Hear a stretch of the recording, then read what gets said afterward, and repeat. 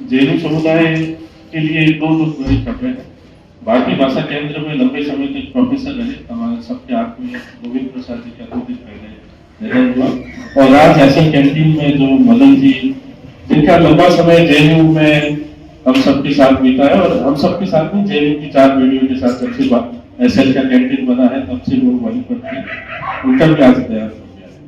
तो जैसा कि रिचुअल्स रहे हैं 2 मिनट के मौन के, लेकिन हमारे कवि विष्णु खरे कहते हैं कि किन लोगों को मतलब ये शोकार्थ किस प्रकार होना चाहिए। विलोम कविता में वे कहते हैं कि जिन लोगों ने अपना सारा जीवन बोलते हुए, लिखते हुए, पढ़ते हुए बिताया है, उनकी स्मृति में जरा 1 सेकंड की भी चुप्पी ना हो, बल्कि कोलाहल हो, कविता हो।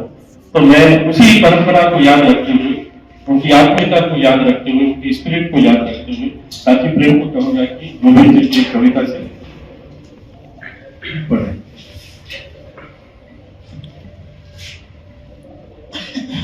सुंदरता के बारे में यह गोविंद प्रसाद जी की जो बुक है, यह तीसरा पहर था। इससे एक बहुत ही विचलित मतलब ख्याति प्राप्त करता है।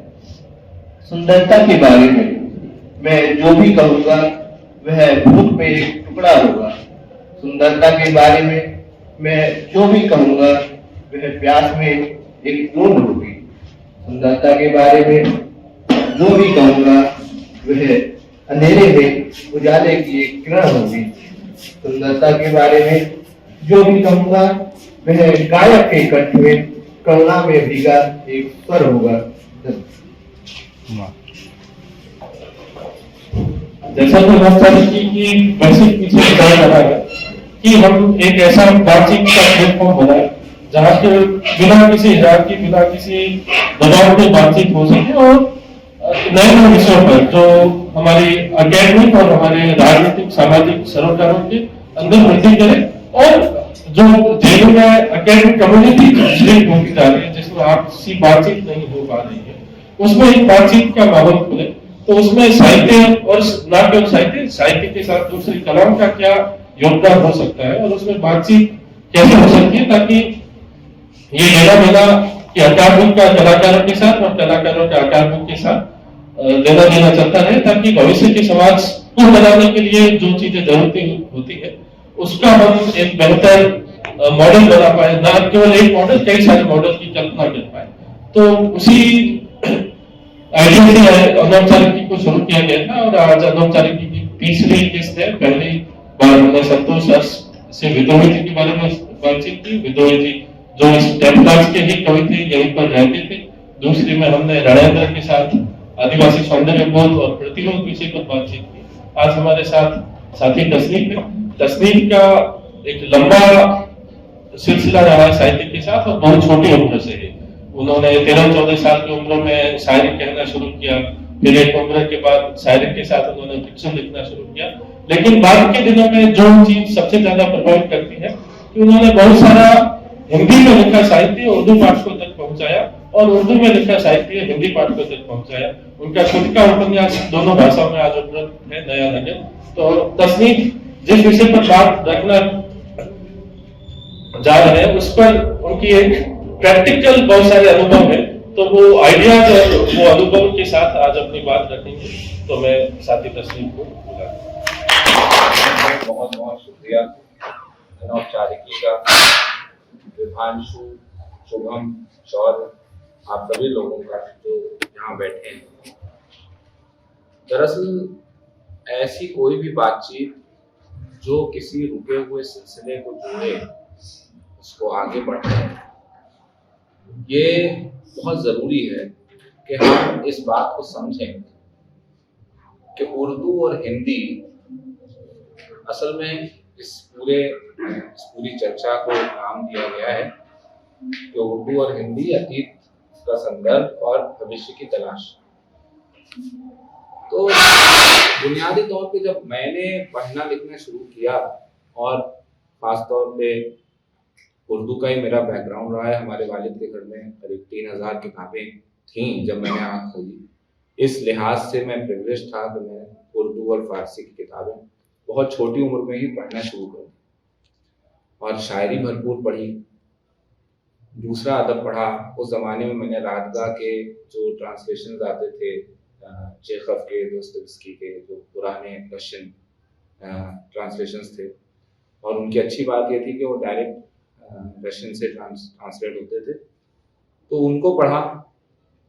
उससे ज़बान में रवानी आई, जाहिर सी बात है, और बहुत फ़ायदा हुआ। लेकिन एक बड़ी अजीब बात थी कि मेरे वालिद उर्दू के जाने माने अदीब थे और काफ़ी लिखते पढ़ते थे, लेकिन एक चीज़ जो मुझे बहुत बाद में जाके समझ में आई कि उनके पास अंग्रेज़ी, रूसी और जर्मन और दूसरी आलमी ज़बानों के बहुत से तर्जुमे मौजूद थे उन किताबों में, लेकिन हिंदी अदब और हिंदी ज़बान से मुताल्लिक़ चीज़ें वहाँ न होने के बराबर थी। तो मैं इस सवाल की तलाश में बहुत अरसे तक रहा कि आखिर ऐसा क्या मसला है कि जब भी मैं अपने उन अदीबों से जो ख़ास तौर पर सिर्फ उर्दू पढ़ते हैं या जो लोग हिंदी भी पढ़ते हैं, उन अदीबों से जब मैं बातचीत करता हूँ तो वो बहुत ज़्यादा उनके लिए आसान होता है कि आप उनसे बात कर लें, पारलाल क्विस्ट पे बात कर लें, आप उनसे हुज़ैर सारामागो पे बात कर लें, आप उनसे किसी दूसरे आलमी मशहूर अदीब पे बात कर लें जो दुनिया में मशहूर है, दूसरी ज़बान में लिखता है और दोनों ही भाषाओं में तर्जुमा होकर वो पहुँच चुका है।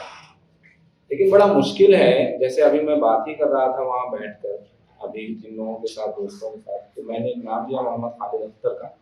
तो जाहिर सी बात है कि हमारे जो दोस्त हैं वो नावाकिफ थे इस नाम से, उनको पता नहीं था कि कौन नाम, और इसमें कोई हैरत या ताज्जुब की बात नहीं है।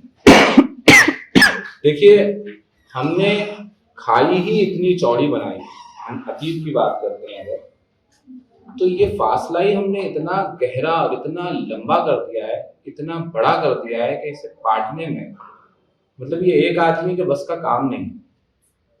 जिस तरकीब से और जिस साजिश से, जिस मसलहत से इसको बनाया गया है, इसको पैदा किया गया है, उतनी ही अनथक मेहनत से इसको काटा जाएगा, उतनी ही लगन से, उतने ही जज्बे के साथ जब इस पर काम किया जाएगा तब ये दूरियां खत्म होंगी। और इसमें नुकसान किस बात का है वो मैं आपको बताता हूँ। आमतौर पर अदब का काम क्या है?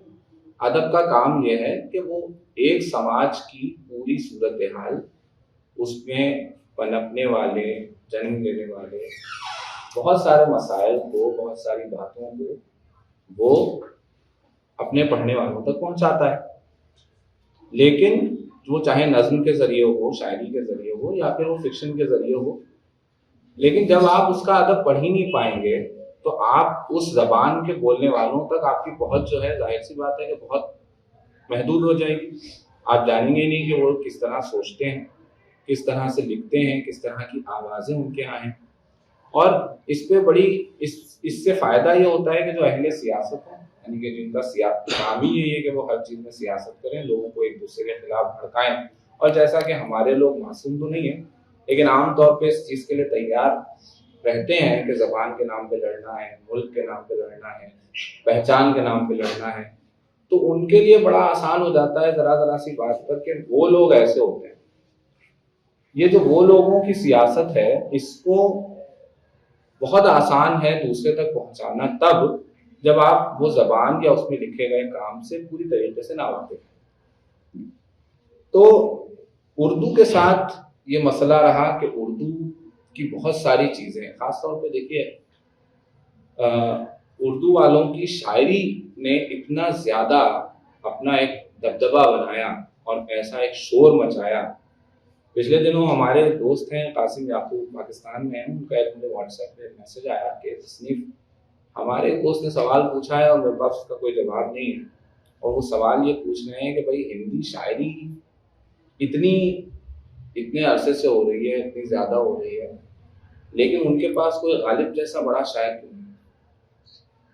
तो मैंने उनको जवाब दिया कि देखिए, बड़ी शायरी, इससे पहले कि आप कोई बड़ा शायर तय करें, आपको बड़ी शायरी की डेफिनेशन तय करनी पड़ेगी कि बड़ी शायरी क्या है। और बड़ी शायरी सिर्फ ज़बानों से मुंसलिक है ये भी तय कर देना कि उसी में बड़ा शायर पैदा होगा, ये भी बहुत बड़ी ज़ियादती है। मैंने कहा कि बड़े शायर तो बोलियों में पैदा हुए हैं भाई। आप एक बात इस तरह से समझिए कि मैंने तारीख में, देखिए आप जब मुझे सुन रहे हैं तो इस तरह मत सुनिए कि मैं कोई माहिर लिसानियात हूँ, यानी कोई लिंग्विस्ट की तरह मत सुनिए, या इस तरह मत सुनिए कि मैं कोई बहुत भाषाओं के बारे में या साहित्य के बारे में बहुत ज़्यादा जानता हूँ। लेकिन जितना मैं जानता हूँ उसके हिसाब से, मैं अपनी समझ के हिसाब से, जाहिर है आप लोग भी बात करेंगे, आपके सवाल भी होंगे, उससे मैं भी सीखूंगा, मुझे भी समझ में आएगा। लेकिन जितना कुछ मैंने पढ़ा है उसके हिसाब से मुझे समझ में आया कि शायर का लिखा हुआ झूठ बहुत मशहूर हो जाता है, और उसकी कई बार ऐसा होता है कि वो तहकीक के रूप में वो एक तारीख बन जाता है, एक इतिहास की तरह लोगों के दिमाग पे, लोगों के जहनों पे नक्श हो जाता है। कि बहुत अच्छी बात, एक बार मैं बहुत छोटा था और किसी मतलब नशिस्त में बैठा था, तो किसी शख्स ने कही थी कि लोगों के सच इतने मशहूर नहीं होते जितने शायरों के झूठ हो जाते हैं। जैसे कि मीर तकी मीर का एक शेर है कि मीर के दीनों मजहब को अब पूछते क्या हो हमने, तो कशका खींचा दायर में बैठा कब का तर्क इस्लाम किया। तो उन्होंने कहा कि मीर ने कभी इस्लाम तर्क नहीं किया, मीर ने कभी कशका यानी तिलक नहीं लगाया, और मीर कभी मंदिर में नहीं बैठे। लेकिन ये शेर जाहिर सी बात है कि मीर के दूसरे शेरों की मंदिर को बहुत ज़्यादा मशहूर हुई। तो ये एक तरह का झूठ है, लेकिन तारीख बन गया अपने आप मीर के हवाले से। तो अब इसका मैं जिस संदर्भ में जिस बात कर रहा हूँ, आप समझें कि जो पद्मावत लिखी गई, अब जाहिर सी बात है कि जायसी ने जो किताब लिखी वो एक तारीख बन गई, और वो उस जमाने में इतनी ज्यादा मशहूर थी कि अबुल फजल ने भी अपनी किताब में आईन अकबरी में इस किस्से का जिक्र किया है, जो कि तारीख के रूप से दूसरी, और खास तौर पे खिलजी के दौर के जो मौरखीन हैं या हिस्टोरियंस हैं, उनके यहाँ वो चीज़ें नहीं मिलती हैं। मैंने बर्नी, ज़ियाउद्दीन बर्नी की किताब पढ़ी जिसका नाम है तारीख फिरोज शाही। तारीख फिरोज शाही में खिलजी का पूरा एक जो चैप्टर है खिलजी के बारे में पूरा। खिलजी बहुत खतरनाक किस्म का बादशाह था, और ये भी मैं बता दूं कि निहायत गैर मजहबी आदमी था, बिल्कुल जिसको मजहब से कोई लेना देना नहीं था। और अगर खिलजी बादशाह ना होके, मतलब अगर खिलजी वो बादशाह नहीं होता तो उसी के ज़माने में बहुत सारे फतवे लगा के हो सकता है कि उसका सर भी कलम कर दिया जाता। इस तरह का आदमी था, क्योंकि उसने अपने ज़माने में जितना कुछ ज़ियाउद्दीन बर्नी ने उसके बारे में लिखा है, बस एक ही चीज़ रह गई थी कि वो प्रॉफिट होने का दावा करने वाला था। बाकी वो अपने आप को इतना बड़ा आदमी समझता था। अगर आप उस किताब को पढ़ेंगे तो आपको पता चलेगा। तो जायसी ने जो कुछ भी लिखा वो जाहिर सी बात है कि वो दूसरी तरह से मशहूर हो गया। अब उस पर हिस्टोरियंस ने बाद में लिखा कि वो बात किसी भी उस दौर के मतलब की तारीख से ये बात साबित नहीं है। वो वाकया सच्चा हो या ना हो, लेकिन वो मशहूर ऐसे हो गया जैसे वो सच है। तो अब मैं ये बताने की कोशिश कर रहा हूँ कि इसने जो उर्दू की शायरी इतनी ज्यादा मशहूर हुई, उसने एक तासुर ये दे दिया कि उर्दू सिर्फ शायरी की जबान, उर्दू जो है वो सिर्फ इस तफरीह तबा की ज़बान है। आप उसको पढ़िए और उसमें वाहवाह कीजिए, उसमें बहुत सोच विचार की बातें नहीं होती हैं, बस मज़े मज़े की बातें।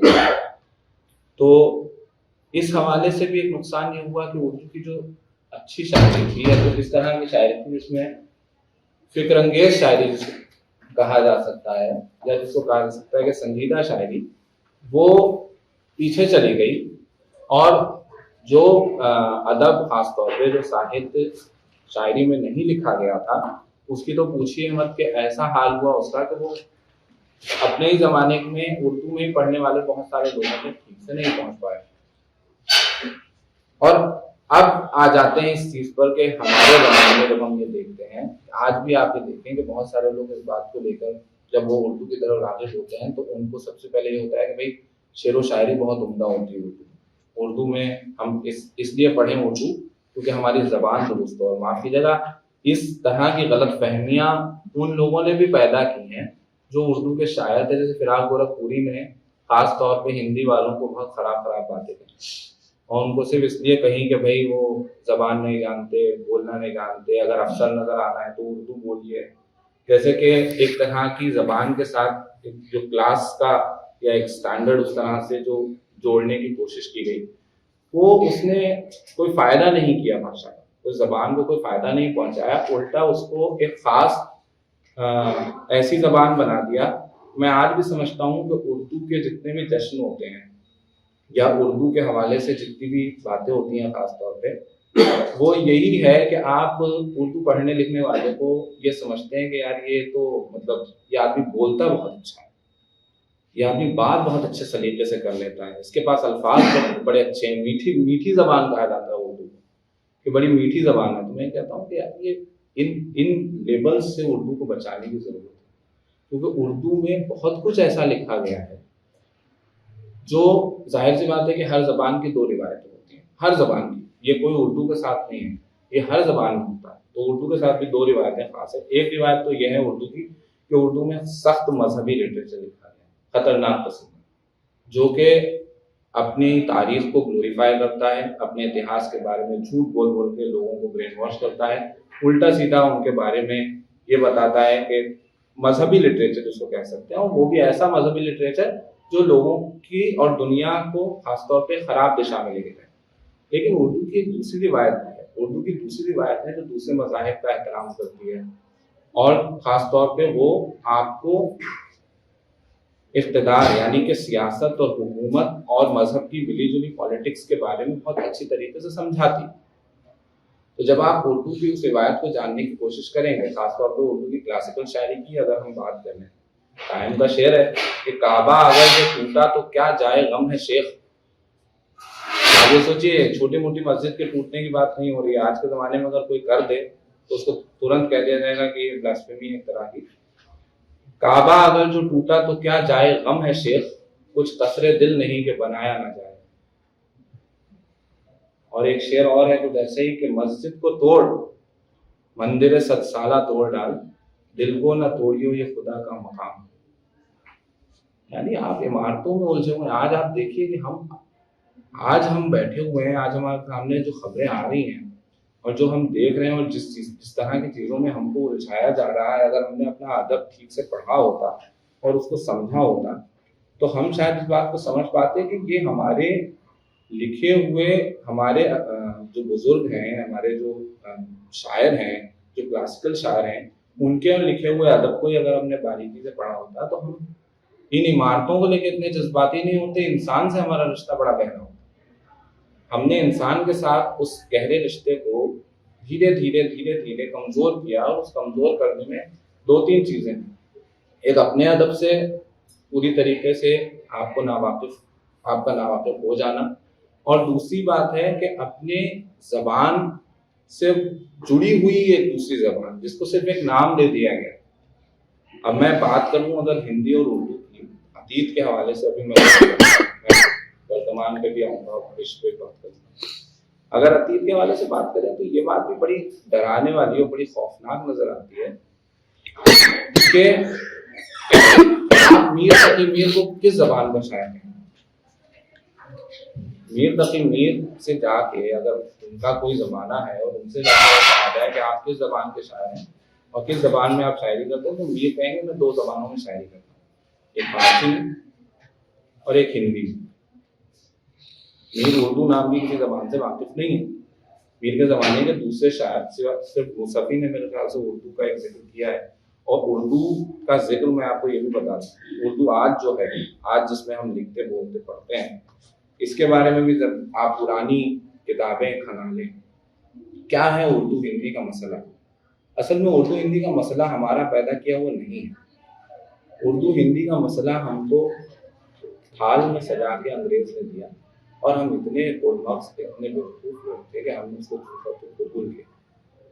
और हुआ ये कि न सिर्फ कबूल किया बल्कि उसको अपनी शान का, अपनी अना का ऐसा मसला बनाया कि एक ही ज़बान होते हुए हमने इसका बंटवारा किया, और बंटवारा करके हम लड़े मरे, हमने मुल्क बनाए इसके नाम पे, और हमने इसको अपनी शान बना लिया, और उन लोगों पे भी जुल्म ढाया इन ज़बानों के नाम पे जिनका इन ज़बानों से बज़ाहिर कोई ताल्लुक था ही नहीं। जो इसको, अब ये देखिए कि उर्दू जब सरकारी ज़बान बनी पाकिस्तान की, तो जाहिर सी बात है कि वहाँ कहा गया कि उर्दू को नाफिज किया है।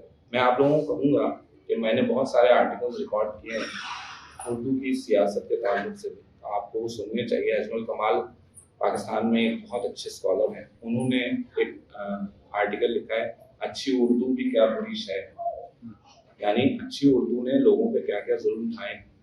और ये होता है, जबानों की सियासत है। आप ये देखिए ना कि हिंदी हिंदुस्तान और कुछ दूसरी चीज नहीं है, ये भी एक ऐसा ही तस्वुर है। हम जबान को किसी एक पूरी बंगाल में रहने वाले मुसलमान को उर्दू से उतना कोई मतलब नहीं होगा, वो बंगाली ही बोलेगा, वहाँ पंजाब में रहने वाला मुसलमान पंजाबी बोलेगा। लेकिन हम क्या हुआ कि जब ये पाकिस्तान बना और उर्दू सरकारी जबान बना दी गई, तो उन्होंने ये समझ लिया कि उर्दू कोई आसमानी जबान है और उर्दू को उन्होंने नाफिज किया। नाफिज करने का मतलब होता है किसी पे थोपना, किसी को ये बताना कि अगर तुमने ये जबान नहीं, तुम ये जबान नहीं जानते हो, तुम जाहिल हो, अनपढ़ हो। तो आप ये सोचिए कि अचानक वहां रहने वाले बलूची, सिंधी या दूसरी कौमें वो अपने आप को जाहिल महसूस करने लगे, उनकी अपनी तहजीबों और कोई मतलब नहीं रह गया, उन पर उर्दू तहजीब इस तरह से मुसल्लत की गई। जैसे कि हमारे मुल्क में हिंदी मुसल्लत की जाती है, आमतौर पर करने की कोशिश की जाती है।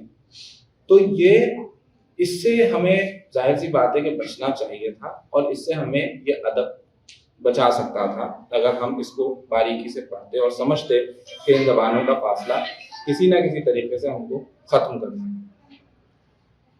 अब आ जाते हैं आज के दौर की बातचीत पर। आज अगर हम जायजा लें इस बात का, इसको देखें कि ये आखिर जो मसले हैं इतने ज्यादा वक्त के साथ इतने बढ़ते क्यों जा रहे हैं, और ऐसा क्यों है कि हम उर्दू के लिखे हुए अदब को तर्जुमा करके पढ़ने की जरूरत महसूस कर रहे हैं, या हिंदी में लिखे हुए अदब को तर्जुमा करके पढ़ने की जरूरत महसूस कर रहे हैं। और हिंदी का तो आलम ये देखिए, उर्दू, ये बात ईमानदारी से कबूल करना चाहिए, मेरा बैकग्राउंड उर्दू का रहा है, लेकिन मैं एक सच बात बताऊं, जितना फराख दिली इस मामले में, जितनी कुशादा दिली जिसे कहना चाहिए, जितना बड़ा दिल हिंदी वालों ने दिखाया है आमतौर पर इस मामले में, तो उन्होंने उर्दू की चीजें बहुत तेजी से ट्रांसलिटरेट करके अपने यहाँ छापी हैं, पढ़ी हैं, लोगों को पढ़वाई हैं, पहुंचाई हैं, उतनी अच्छी तरीके से ये काम उर्दू में नहीं हो पाया। अब इसकी मैं आपको एक मिसाल देता हूँ। हमारे एक दोस्त हैं, नाम नहीं बताऊंगा, यहीं हिंदी का एक फंक्शन हो रहा था और हम लोग बैठे हुए थे, तो वो आए हमारे पास और वहाँ एक शायरा, हिंदी की शायरा पढ़ रही थी, अपना कलाम सुना रही थी। वो मेरे पास आए, कहने लगे, अरे यार क्या देखो, ना बहर है, ना गनायत है, ना मौसीकियत है इस शायरी में, तुम क्या सुन रहे हो इसमें? तो मैंने उनसे कहा कि आपको ये जबान समझ में नहीं आती, जब आपको ये जबान समझ में नहीं आ रही है, इसके अल्फाज समझ में नहीं आ रहे हैं, इसका फलसफा समझ में नहीं आ रहा है, तो आपकी अपनी शायरी की डेफिनेशन चूंकि ये है कि शेर बहर में होता है, गजल बहर में होती है, नज्म बहर में होती है, मौसीकियत होनी चाहिए, उसमें एक रिदम होना चाहिए, तो आपने तय कर दिया कि वही चीज शायरी होती है। तो शायरी की बनाई हुई जो तारीफें हैं असल में वो इतनी ज्यादा सिमटती चली गई, अदब की तारीफें इतनी ज्यादा सिमटती चली गई कि हम लोग अपने ही आप में इतना बनते चले गए कि हम, इसे कहा जाना चाहिए कि हमने खुद को कैदी बना लिया अपनी छोटे छोटे ख्यालात का, इस चीज का कि यही शायरी होती है, यही अदब होता है, यही फिक्शन होता है। हमने बाहर निकल के देखने की कोशिश की। तो उर्दू वालों के साथ मसला ये हुआ कि उन्होंने खास तौर पर जबान को प्योर करने के चक्कर में, अच्छा मैं ये भी बता दूं कि मीर साहब के साथ ऐसा आमतौर पे कहा जाता है कि मीर साहब की जबान ऐसी थी, और मीर साहब जो है, मीर तकी मीर जो है, वो आम लोगों से बातचीत नहीं करते थे। उनके बारे में मौलाना मोहम्मद हुसैन आज़ाद ने एक किताब लिखी, उसका नाम था आब हयात। उसमें उन्होंने लिखा, एक किस्सा लिखा कि मीर तकी मीर जब लखनऊ गए, तो जब वो बैठ के गए, एक आदमी उनके बराबर में बैठा था और रास्ते पर उन्होंने उससे बात नहीं करी। और क्यों बात नहीं करी? क्योंकि उससे बात करने से मीर साहब की जबान खराब होती। ये किस्सा मीर साहब के बारे में लिखा है। लेकिन मैं बताऊं आपको कि मैंने मीर के बारे में जितना कुछ पढ़ा है, मैं मीर की शायरी को जितना पढ़ चुका हूँ, आप लोगों को भी मैं एक किताब रिकमेंड करूंगा, हालांकि उसमें बहुत गलतियां हैं और ये भी है कि क्यों है, इस पर भी बात करेंगे।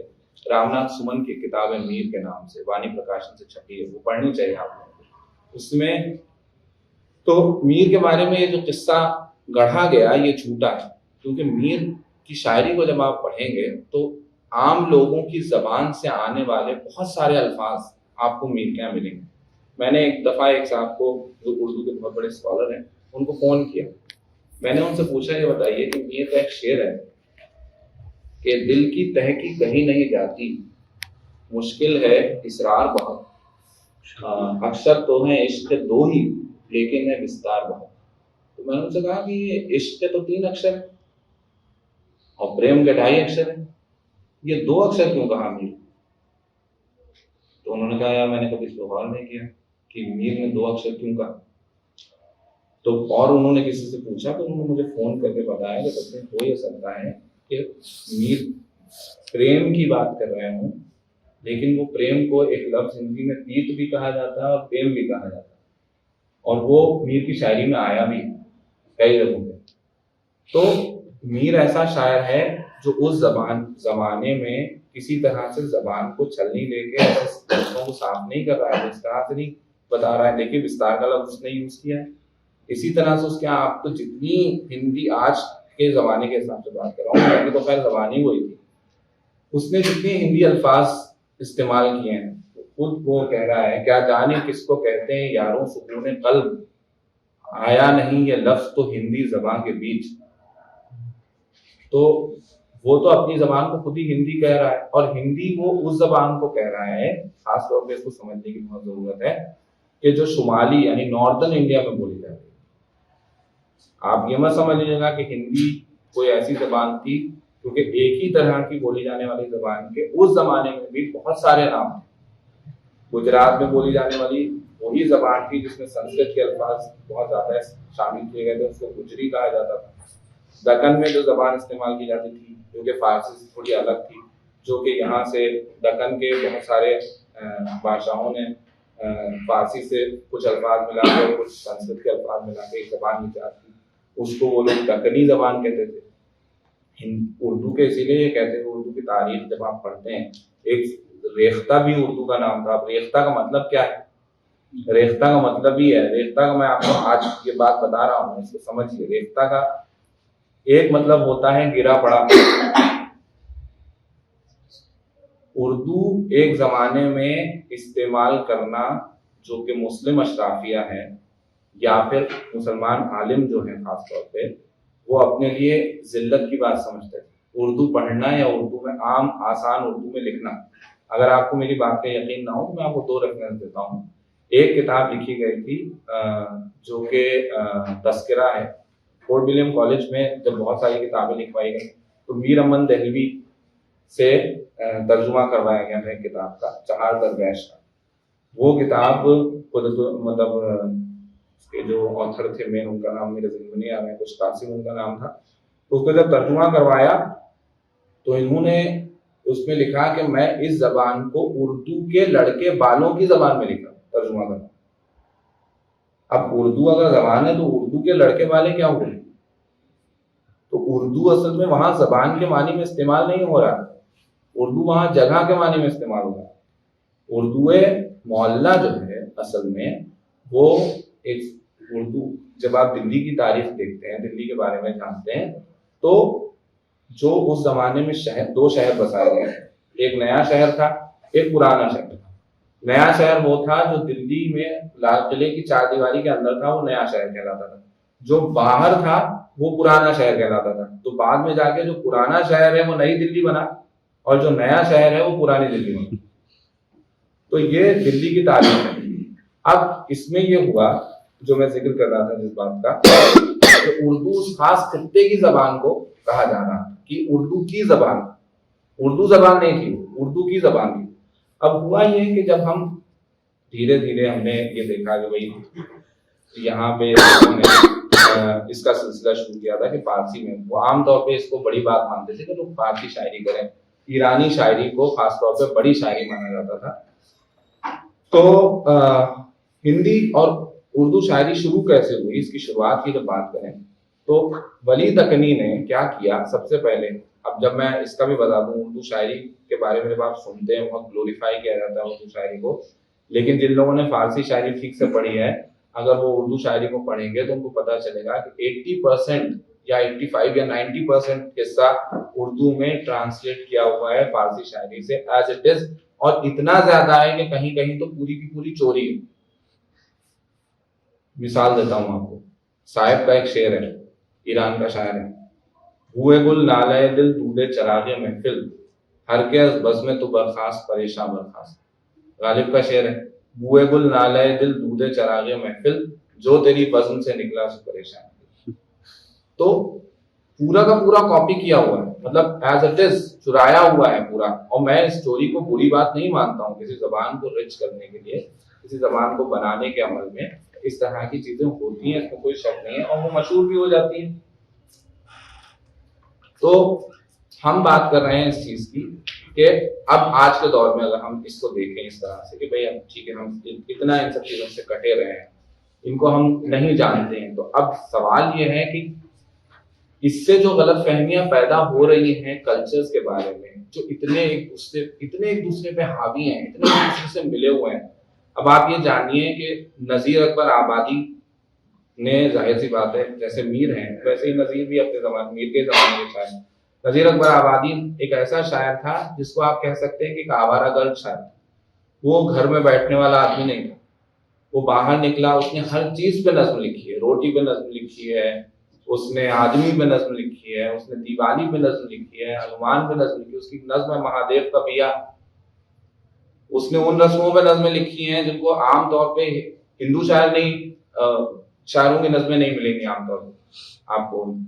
तो जब आप ये सब चीजें एक्सप्लोर करते हैं, जब आप जानते हैं ना, तब क्या है कि एक दूसरे के ताल्लुक से मौजूद गलतफहमियां ठहरती चली जाती, खत्म होती चली जाती, फिर आपको कोई बहका नहीं सकता। अब मैं आज के दौर की बात कर लेता हूँ, अभी आज के दौर से जरा से पहले के दौर की शायद बात करता हूँ। मैंने कहा था 2 रिवायतें उर्दू की, एक रिवायत का तो हमने जिक्र किया कि जो बहुत खतरनाक किस्म की मजहबी होती है और है भी, लेकिन जिस दूसरी रिवायत का मैं जिक्र करता हूँ जिसने मुझ जैसे लोगों को पैदा किया, परवान चढ़ाया और बताया, हमने रिचर्ड डॉकिंस को पढ़ के एथिज्म नहीं सीखा, हमने उर्दू शायरी, उर्दू अदब पढ़ के सीखा।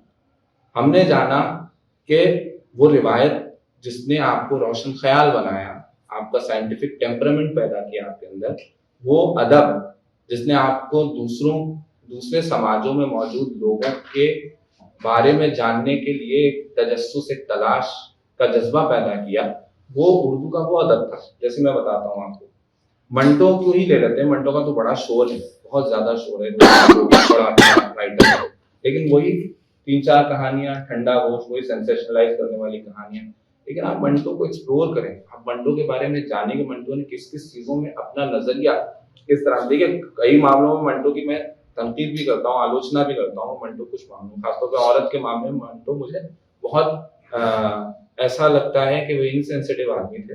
कई जगह उन्होंने बहुत खराब बातें भी लिखी हैं औरतों के ताल्लुक से, लेकिन जो बातें उनकी अच्छी हैं, जैसे 2 कौमें उनकी एक कहानी है मंटो की। वो कहानी आप में से पता नहीं कितने लोगों ने पढ़ी है, लेकिन 2 कौमें आपको पता होना चाहिए कि रिलीजियस कन्वर्जन के खिलाफ है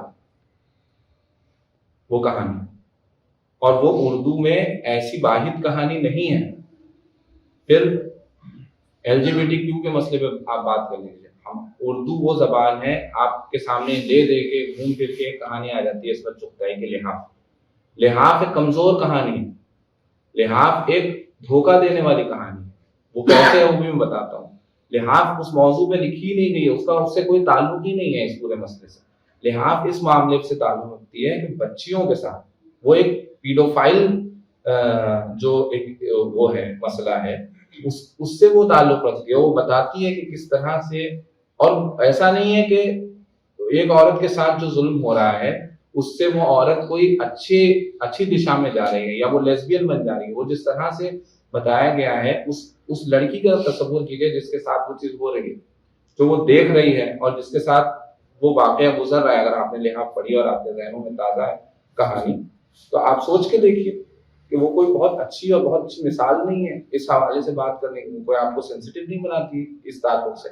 आपको अगर उर्दू की अच्छी कहानियां, सबसे पहली कहानी उर्दू में इसमें चुगताई से बहुत पहले एक राइटर गुजरे हैं और बहुत रोशन ख्याल, बहुत कमाल के आजाद ख्याल राइटर थे, चौधरी मोहम्मद अली रुदौलवी।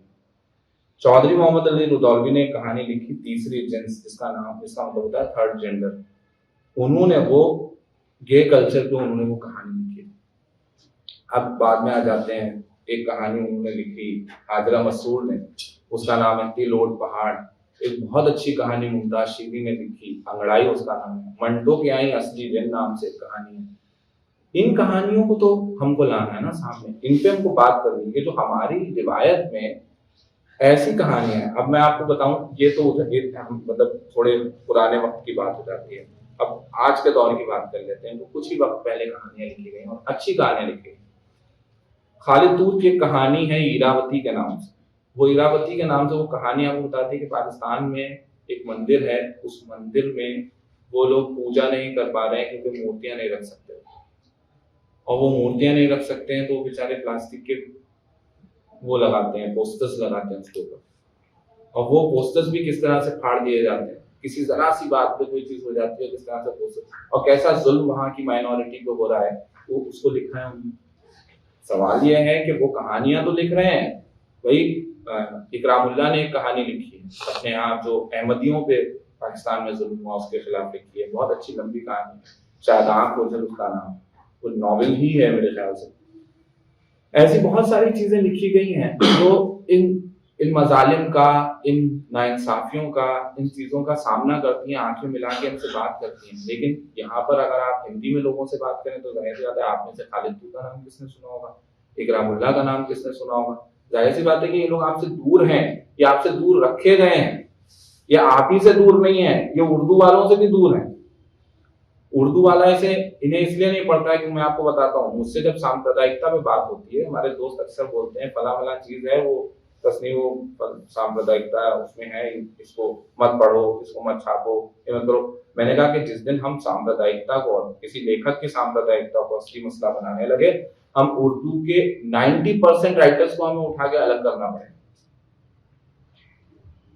ये मैं हवा में बात नहीं कर रहा हूँ, आप उर्दू लिटरेचर अगर पढ़ रहे हैं, उर्दू जबान को अगर आप जान रहे हैं, उर्दू के लिखने वालों को अगर आप समझ रहे हैं, तो वो कहीं ना कहीं से लौट घूम के वो सब चीजें, वो मजहबी एक पागलपन या हिस्ट्री को ग्लोरीफाई करना, वो बेवकूफियां आपको नजर आने लगती हैं। तो असली बात क्या है? असली बात यह है कि जो आपके अच्छे लिखने वाले, जो अच्छी कहानियां हैं, अच्छे नॉवेल हैं, अच्छे से मेरी मुराद जो गलत फहमियों को ढाने वाली, वो आप क्यों नहीं पहुंचा रहे हैं लोगों तक? और वो कौन करेगा? जब आप हमको हम हमेशा शिकवा ही करते रहेंगे कि भाई नहीं, हम हमेशा इस बात की शिकायत करते रहेंगे कि हमारे मतलब हमको जबान नहीं आती। भाई आपको जबान नहीं आती, यहाँ बैठे हुए जितने लोग हैं उनमें से ही अगर 5 लोग ये फैसला कर लें कि भाई हम हिंदी वाले हैं तो हम उर्दू सीखेंगे और उर्दू वाले हैं तो हम हिंदी सीखेंगे, मतलब हिंदी तो खैर आती ही होगी, जाहिर सी बात है, लेकिन साहित्य की हिंदी खासतौर पे, और ये काम करेंगे कि तर्जुमा करके इधर उधर पहुंचाएं चीज, ऐसे रिसाले निकालेंगे, इस तरह के कुछ काम करेंगे, ऐसे प्लेटफॉर्म बनाएंगे जहाँ पे उर्दू हिंदी वाले आपस में बैठे बात करें। मैं किसी भी इस तरह के प्लेटफॉर्म को ज्यादा अप्रिशिएट करता हूँ जहाँ पर हिंदी और उर्दू के लोग एक साथ बैठे, एक साथ बात करें। जी I think we should make standard दोनों को मिला करके उर्दू को भी कर दो, हिंदी को भी कर दो, और एक स्टैंडर्ड लैंग्वेज दोनों से वर्ड अच्छे से वर्ड्स दे दो, क्योंकि सिंटैक्स ग्रामर तो साइंस है, सिर्फ वो कोई अलग है। तो दोनों को मैं किसी भी मामले में देखिए खत्म करने की वकालत नहीं करता, मैं आपको एक छोटी सी बात बता रहा हूँ, तो मेरा अपना नजरिया है। खत्म करने की बात ये कोई सियासी आदमी करे, मैं कह रहा हूं कि मैं इस बात को मानता हूं कि ठीक है, अब ये एक तारीखी हकीकत है कि उर्दू एक जबान है, हिंदी एक जबान है, कि दोनों का अपना अपना एक लिसानी तौर पे, जबानी तौर पे अपना एक वजूद है, लेकिन आप इसको समझिए कि इनका फासला इतना बड़ा नहीं है जितना बड़ा बना के आपको दिखाया जा रहा है, जिसकी बुनियाद पर आपको लगातार बेवकूफ बनाया जा रहा है कि वो लोग ऐसा ही लिखते हैं, वो लोग ऐसा ही बोलते हैं, वो लोग ऐसे ही होते हैं। अगर व्हाट्सएप यूनिवर्सिटी है, इतनी ज्यादा उससे गलतफहमियां पैदा की जा रही हैं, तो सवाल ये है कि हम क्या रास्ते पैदा कर रहे हैं? हमारी कोशिशें छोटी ही सही, लेकिन हमारे पास ऐसे रास्ते क्या हैं? हमने आज तक ऐसा क्या पैदा किया है? हम तर्जुमा जो अनुवाद है उसके लिए हमने कितनी कोशिशें की, ट्रांसलिटरेशन के लिए कितनी कोशिश की है। अब जाके मैं थोड़ा देख रहा हूँ कि थोड़ी हलचल मची है और ये कोशिश होती है, लेकिन फिर भी मैं यहाँ बैठा हुआ और इसमें एक बात ही मैं कह सकता हूँ कि मुझे एक डर बहरहाल दिखाई देता है, और वो डर मुझे ये दिखाई देता है कि उर्दू की किताबें उर्दू रस्मुल खत में छापने से आमतौर पर एक डर अब हिंदुस्तान में एक जो बड़े पब्लिशर्स हैं उनके जहन में पैदा हो गया है कि उर्दू की किताबें नहीं बिकती। मैं मानता हूँ ये एक मसला है, ये एक बहुत बड़ा इशू है कि उर्दू में किताबें बहुत ज़्यादा नहीं बिकती हैं, लेकिन इसके पीछे बहुत सारे फैक्टर्स काम करते हैं, क्योंकि उर्दू में उतनी ताकत खरीदने की उतनी ताकत उर्दू के कंज्यूमर्स में, जो सारिफीन हैं उनके यहाँ इतनी नहीं। लेकिन ये है कि इसकी वजह से हमको बिल्कुल उसको छोड़ नहीं देना चाहिए। तो ये काम बड़े इदारों का है। जी मैं आप रेख्ता का जो इमर्जेंस हुआ तो हम ये उम्मीद करते थे कि उनका बहुत एक अच्छा ताउन होगा जो अदब है, चाहे वो हिंदी साहित्य हो या उर्दू अदब, उसको आगे बढ़ाने के लिए। लेकिन अब जो हम देखते हैं इसका बहुत ऊंचे तबके तक इसका जो कमर्शियलाइजेशन हो गया, तो आपको नहीं लगता कि कभी अदब के मामले में देखता अपने असल जो मकसद था वो हट गया है, जो कंट्रीब्यूशन होना चाहिए था कि आम लोगों तक पहुंचाया जा सके। अभी हम जेएनयू में होते हैं तो यहाँ बाकी जो इश्यूज है उस पर काफी ज्यादा गुफ्तगू तो होती है, लेकिन जेएनयू हो चाहे जामिया हो या डीयू हो, जो हिंदी उर्दू जो दो इम्पोर्टेंट लैंग्वेज है हिंदुस्तान में बोली जाने वाली, इसमें कंट्रीब्यूशन चाहे वो कॉमन लोगों तक पहुंचाने का एक जो जरिया या जुनून होना चाहिए था वो कहीं ना कहीं कम हो गया है। और अब जो है इम्पोर्टेंट पब्लिक फिगर्स को बुला के, चाहे वो फिल्म एक्टर्स हो, एक्ट्रेस हो, डायरेक्टर हो, लोगों को बुला करके टिकट की काफी हाई रेट करके उसको लिमिटेड कर दिया गया है। आम लोगों की रीच या वो लोग जो सुनते थे उनकी पहुंच से कहीं ना कहीं इसको दूर कर दिया गया है। ये भी एक रीजन क्या आप समझते हैं कि एक कहीं ना कहीं दूर ले जा रहा है, जो अदब आम लोगों की पहुंच से भी दूर होता जा रहा है? मैं आपका सवाल समझता हूँ। मैंने रेख्ता में 3 साल काम किया है, बहुत इब्तदाई दिनों में, शुरुआत के दिनों में। रेख्ता का मकसद, इस पे जो आपने बात कही कि कहीं वो अपने मकसद से दूर हो रहे हैं, मुझे नहीं लगता। वो कॉर्पोरेट इदारा है, उनको पैसा कमाना है।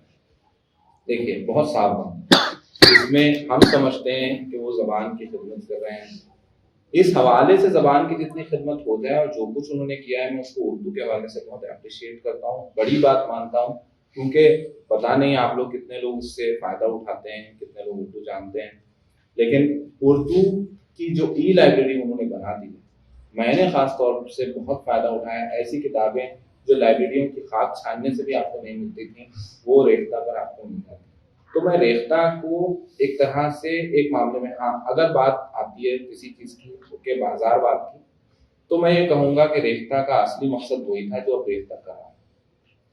इसलिए हमें रेख्ता से शिकायत नहीं होना चाहिए, हमें रेख्ता का शुक्रगुजार होना चाहिए, क्योंकि रेख्ता ने इस हवाले से वो एक कैपिटलिस्ट नज़रिए के साथ काम कर रहे हैं, और उसके बावजूद अगर उन्होंने हमें कुछ दे दिया है तो ठीक है। सवाल ये है कि हम लोग जो दम भरते हैं इस बात का कि हम कुछ काम करना चाहते हैं, तो हम अपने लिमिटेड रिसोर्सेज के साथ आखिर ऐसा क्या कर रहे हैं कि क्या हम एक टीम बना सकते हैं, क्या हम एक इस तरह से, मैं नहीं समझता कि हर बार इनकलाब जो है या हर बार कोई इतना बड़े लेवल पे कोई रेवोल्यूशन आ जाता है या उसको लाने की कोशिश करनी चाहिए। हर चीज़ के लिए हमारे आमतौर पर तो ये रहा है कि हम इतने डिस्ट्रैक्ट हो चुके हैं कि हम अपना ही कोई मकसद तय नहीं कर पा। जैसे मैंने अपने तौर पे ये तय किया, मुझसे कई लोगों ने कहा कि उर्दू की कहानियां आप रिकॉर्ड कर रहे हैं, उर्दू की कहानियां रिकॉर्ड करके आप लोगों तक पहुंचा रहे हैं, और आप नाम जो है उसका देवनागरी में लिखते हैं अपने थंबनेल। बहुत लोगों ने इसकी शिकायत की कि इस तरह से तो ये महसूस होता है कि जैसे आप उर्दू की नहीं हिंदी की कहानियां कर रहे हैं।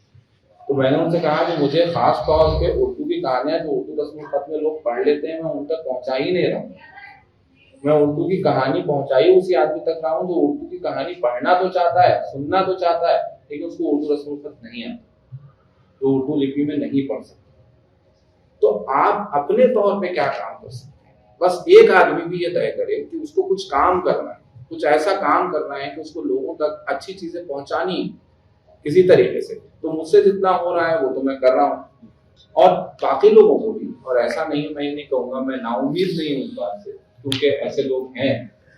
एक मैगजीन उनका निकलता था जयपुर से, उसका नाम क्या था, हसन साहब बोलते हैं, उनका एक मैगजीन निकलता था, उसमें उन्होंने उर्दू लिटरेचर खूब छापा, खूब पहुंचाया, उसका सर्कुलेशन भी बहुत था, कमाल का मैगजीन था जो उर्दू की चीजें छापा करता था। तो हमको भी मिलके कुछ ऐसा तय करना चाहिए कि भाई क्या हम कोई ऐसा प्लेटफॉर्म बना सकते हैं, कुछ हम ऐसा कर सकते हैं। तो वही मैं इस हवाले से बातचीत कर रहा था। मेरा ख्याल है मैंने आपके सवाल का जवाब जी जी हाँ ठीक है। तो ये बात एक बार पूरी हो जाए उसके बाद सवाल जवाब का राउंड शुरू करते हैं। नहीं, आप में से कोई पूछना चाहे तो बीच में भी पूछ सकता है, अच्छी बात है। मुझे लगा ये सेशन ही मैं कह रहा हूं कि एक बार पूरा ये बात हो जाए उसके बाद सवाल जवाब शुरू करते हैं। माजरत भी अभी नहीं आ रहे थे, बिल्कुल भी कोई बात नहीं है। मुझे बड़ा अच्छा लगा, मुझे आपका सवाल बहुत सही था और उससे गलतफहमी मेरे भी जहन में दूर हुई। तो ये बहुत अच्छी बात है कि अगर बीच में कहीं किसी के जहन में कोई सवाल आ जाए। तो अब बात कर लेते हैं इस चीज की कि हम मैंने जैसे कि कहा कि उर्दू, लेकिन अब धीरे धीरे ये हो रहा है, मैं देख रहा हूँ इंसान को, मैं इसको खुशाइन बात मान रहा हूँ। आमतौर पर होता ये है कि जब उर्दू की चीजें हिंदी में आती हैं तो एक तबका तो बहरहाल ऐसा है कि जो खड़ा होकर फौरन चीखने लगता है कि भाई उर्दू खत्म हो गया, उर्दू खतरे में है, उर्दू को इस तरह खत्म किया जा रहा है, उर्दू का बिल्कुल कत्ल कर दिया जा रहा है।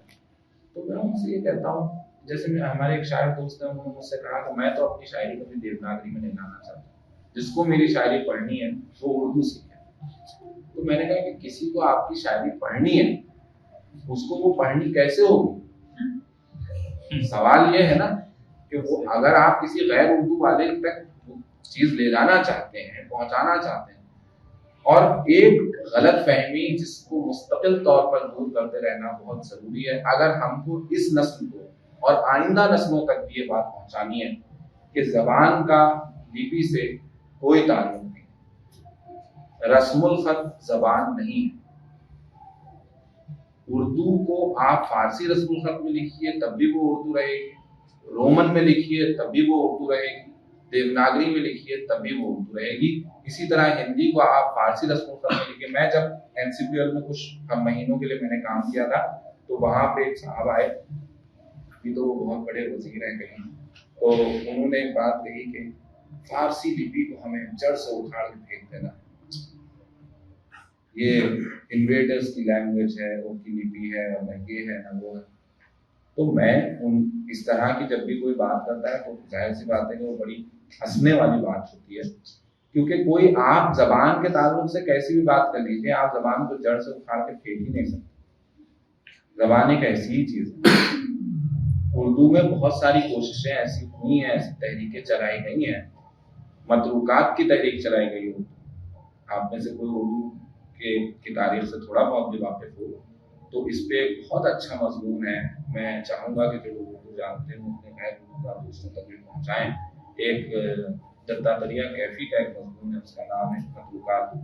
उसमें ये कोशिश की गई उर्दू में कि ऐसे अल्फाज, मतलब बहुत सारे ऐसे अल्फाज जिनमें हिंदी या संस्कृत से ताल्लुक रखते हों, उनकी एटिमोलॉजी कुछ इस तरह से हो कि जो हिंदी या संस्कृत से ताल्लुक रखते हैं उनको हटा दिया जाए, खत्म कर दिया जाए, निकाल दिया जाए, जबान को प्योर करने का।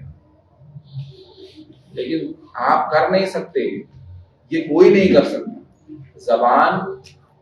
जबान पे आपकी सियासत काम नहीं करेगी, कर ही नहीं सकती किसी भी शख्स की सियासत काम, क्योंकि होता यह है कि जबान मजहब की तरह नहीं है, उसके उसूल बड़े सख्त नहीं है, कट्टर नहीं है। जबान अपने नेचर में बगैर घुले मिले, बगैर अवाम की मदद किए, बगैर लोगों के बीच जाए, बगैर खुद को खराब किए, बगैर मैली हुए जबान रह ही नहीं सकती। अगर मैं मैला लफ्ज इस्तेमाल कर रहा हूँ उसको गलत मानी मत लीजिएगा। जबान का जो नेचर है अपने आप में, जबान काम ही इसी तरीके से करती है कि जब तक वो नए लफ्ज नहीं बनाएगी। जैसे एक पुरानी डिक्शनरीज में जब आप देखेंगे तो बहुत सारे ऐसे लफ्ज हैं जिनके बड़े एक जमाने में उर्दू में ही बड़े अलग अलग तरीके के तलफ़्फ़ुज़ात हुआ करते थे, उनके उच्चारण कुछ अलग तरह से हुआ करते थे, बड़े काफ और इसके साथ होते। जैसे हमारे घर में अक्सर एक लफ्ज बोला जाता था, बड़ा देसी लफ्ज था, उसको कहते थे, अगर कोई शरारते बच्चा बहुत कर रहा है तो उसको कहते थे कि ये तो उजबक हो गया है। अब आप ये देखिए कि ये उजबक लफ्ज असल में उज़्बक से आया है।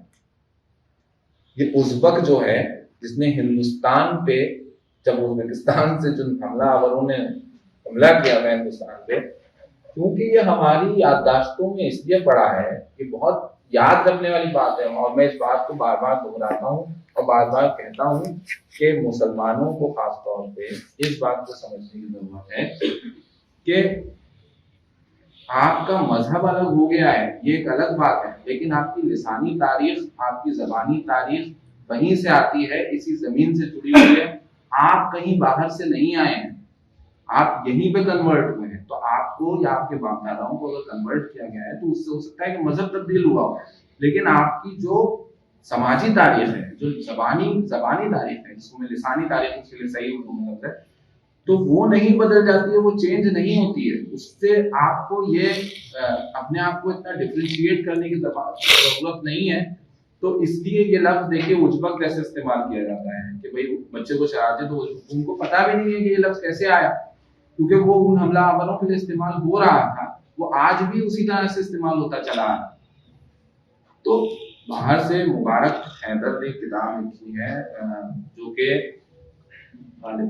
पाकिस्तान के स्कॉलर्स का मैं नाम इसलिए ले रहा हूँ क्योंकि इस बात को समझने की जरूरत है कि हिंदुस्तान के स्टोरियन से ज्यादा उर्दू में तो खैर स्टोरियन हिंदुस्तान में बहुत है ही नहीं, लेकिन जो पाकिस्तान में है वो ज्यादा सच्चे हैं इस मामले में। वो ये कहते हैं कि भाई अगर अंग्रेज इन्वेडर है तो मुगल भी इन्वेडर है और आपका कोई ताल्लुक नहीं है उससे।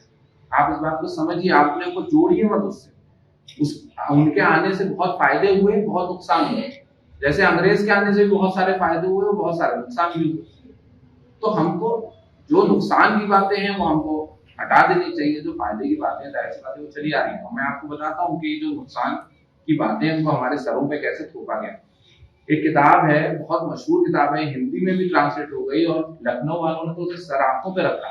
वो किताब है गुज़िश्ता लखनऊ, अब्दुल अलीम शरर की, बहुत मशहूर किताब। और उस किताब को अब्दुल अलीम शरर की उस किताब में जुमले इस तरह के लिखे हुए हैं जो कि निहायत ऑफेंसिव जुमले हैं, नहीं लिखे जाने चाहिए। लिखे हैं कि हिंदू कौम सिवाय हलवा बनाने के और कुछ नहीं जानती थी, मुसलमानों ने आकर उनको खाना बनाना सिखाया। तो हमारे ही, और ऐसा नहीं है, इसको उर्दू के स्कॉलर्स ने ही रद्द किया है। उन्होंने ही कहा है कि आपने गलत बात कही है, ये भी आप समझिए। उर्दू के स्कॉलर्स ने उस पर तनकीद की है, उसकी आलोचना की, उसको काटा है कि आप गलत कह रहे हैं। तो ये जब तक आप जबान को उस तरह से नहीं जानेंगे, और भाई ये काम तब तक नहीं हो पाएगा। अगर भविष्य की तलाश में बात कर लें तो ये काम तब तक नहीं हो पाएगा जब तक हम कोई ऐसा प्लेटफॉर्म बनाने की कोशिश नहीं करते जिसके जरिए उर्दू और हिंदी का ये फासला कम से कम हो जाए। और हिंदी में कम से कम, चलिए आप पुरानी चीजें नहीं कर सकते, वो दस्ता होती रहेंगी, धीरे धीरे होती रहेंगी, लेकिन जो अभी लिखा जा रहा है, जो अच्छा लिखा जा रहा है, जो बेहतर लिखा जा रहा है, आप कम से कम उसका इंतखाब करके फौरन ही हिंदी में पहुंचा दें, और हिंदी में जो अच्छा लिखा जा रहा है उसका फौरन ही तर्जुमा करके उर्दू में पहुंचा दें। इस तरह का एक दरवाजा खोलने की मेरे ख्याल से बहुत ज्यादा जरूरत है, जिससे बहुत सारी गलतफहमियां समाज के तहजीब के हवाले से दूर होंगी, मजहबी हवाले से भी दूर होंगी, और इस बारे में भी हमको समझ में आएगा कि उर्दू के बहुत सारे ऐसे राइटर्स हैं जिन्होंने सिख तहजीब पे, हिंदू तहजीब पे, जैन तहजीबों पे बड़ी अच्छी अच्छी कहानियां लिखी हैं, नॉवेल लिखे हैं, अदब लिखा गया है बाकायदा। तो उर्दू कोई बहुत छोटी मोटी और सिर्फ शायरी की और दिल बहलाने की, दिलबस्तगी की जबान नहीं है। उर्दू को जब आप पढ़ते हैं वो बहुत संजीदा मौज़ूआत पर उसकी किताबें लिखी गई हैं। तो सवाल ये है ना कि वो आपके सामने नहीं आएंगी, और वो आपके सामने ना पहुंचाने की तो तदबीर की गई है, कोशिश की गई है कि हिंदी वाला जाने ही नहीं कि उर्दू में क्या लिखा जा रहा है अच्छा, और उर्दू वाला ना जाने कि हिंदी में क्या अच्छा लिखा जा रहा है। लेकिन इंडिविजुअल लेवल पे कुछ लोगों ने अपने तौर पर कोशिश की है। अजमल कमाल ने बहुत सारा काम किया, तकरीबन सारा काम तर्जुमा किया। उन्होंने एक 3 वॉल्यूम में अपने मैगजीन में हिंदी कहानियां करके छापा उसको, और हिंदी की जो अच्छी समकालीन कहानियां थी उनको सबको तर्जुमा किया। जिसमें शिव मूर्ति की भी कहानी है, जिसमें बहुत सारे आपके लिखने वालों की कहानियां शामिल हैं उसमें। तो हिंदी के तो है, और बेशतर नामों से हिंदी के मैं शुरुआत में उसी से वाकिफ हुआ। मैंने उर्दू ही पढ़ा हूँ, इसमें मैं उनके सही तलफ़ुज़ भी नहीं कर पाता था। कई बार नामों को पढ़ने में, लफ्ज़ों को पढ़ने में बहुत सारी गलतियां हो जाती थी। अब ये कहते हैं, मजाक उड़ाते हैं, कई बार बात होती है कि भाई उर्दू वाला जो है वो आधा रा नहीं है, वो प्रदीप नहीं बोल पाता, वो प्रदीप बोलता है, ठीक है। और इसी तरह से मजाक होते रहते हैं ना, दोनों जबानों में होते रहते हैं। उर्दू वाले कुछ कहते हैं कि भाई हिंदी वाला फला लफ्ज सही नहीं बोल पाता, हिंदी वाले, लेकिन सवाल ये है कि इसको दूर करने के लिए हमने क्या कोशिश की? आज तो हमारे पास सिर्फ इसका ही नहीं है कि भाई हम लिख के छाप दें, आज तो हमारे पास बोलने के भी वसीले हैं, बोल के लोगों तक पहुंचा सकते हैं हम चीज। तो हम क्या कर रहे हैं इस मामले में? नफरतों से लड़ने के अपने अपने आप के बेहतर वसाइल, बेहतर रिसोर्सेज और बेहतर टूल्स आपने खुद क्या पैदा किए हैं? या सिर्फ हमको इस मामले में रोना है कि नहीं साहब सियासी नफरत फैल रही है, सियासी नफरत फैल रही है, माहौल खराब हो रहा है। माहौल हर जमाने में खराब हुआ है। आप तारीख पढ़ें, मैं तो बहुत ज्यादा तारीख नहीं पढ़ी है, आप लोगों में से बहुत लोगों ने पढ़ी होगी, बेहतर पढ़ी होगी। तारीख में पहली बार नहीं हुआ है कि जगहों के नाम बदले गए। तारीख में पहली बार नहीं हुआ है कि इमारतें, मजहबी इमारतें तोड़ी गई हैं। कुरतुल ऐन हैदर की एक किताब है, उसका नाम है, नॉवेल है वो, आखिर शब के हमसफर, बंगाल के खासतौर पर बहुत अच्छा नॉवेल माना जाता है। बंगाल की जो तहरीक थी, आज़ादी की तहरीक, उस हवाले से उसमें उन्होंने मुस्लिम पीरियड के बारे में एक पैराग्राफ लिखा है, वो आप लोगों को पढ़ना चाहिए। और कुरतुल ऐन हैदर, आप सोचिए कितना बड़ा नाम है, उन्होंने कितनी तारीख पढ़ी होगी, उन्होंने इसको एक्सेप्ट किया है। मुसलमान इन्वेडर्स ने बेइंतहा मंदिर तोड़े और इसको एक्सेप्ट करने में कोई बुराई ही नहीं है। तारीखें ऐसी ही चलती हैं, जो डिक्टेटर है वो डिक्टेटर की तरह ही बिहेव करेगा। वो आपके सामने वो ऐसे नहीं बिहेव करेगा कि नहीं साहब, ये मैं आपको एक किस्सा और सुना देता हूँ। मैं मजहब मेरा मौजू नहीं है, लेकिन बता रहा हूँ कि गलतफहमियां क्यों दूर करनी जरूरी है। अलाउद्दीन खिलजी की हम बात कर रहे थे, ज़ियाउद्दीन बर्नी ने लिखा है कि कन्वर्टेड मुस्लिम्स को में से किसी पे उसको शक हो गया एक बार कि ये साजिश कर रहे हैं मेरे खिलाफ, बादशाह के खिलाफ। बादशाहतें डिक्टेटर से ज्यादा डरपोक कोई होता नहीं, तो उसने जितने कन्वर्टेड लोग थे सबको कत्ल करा दिया, मुसलमानों को कत्ल करा दिया उसने, और उनके छोटे छोटे बच्चों को लेके पत्थरों के सर पटक पटक के उनकी माओ के सामने मरवा दिया।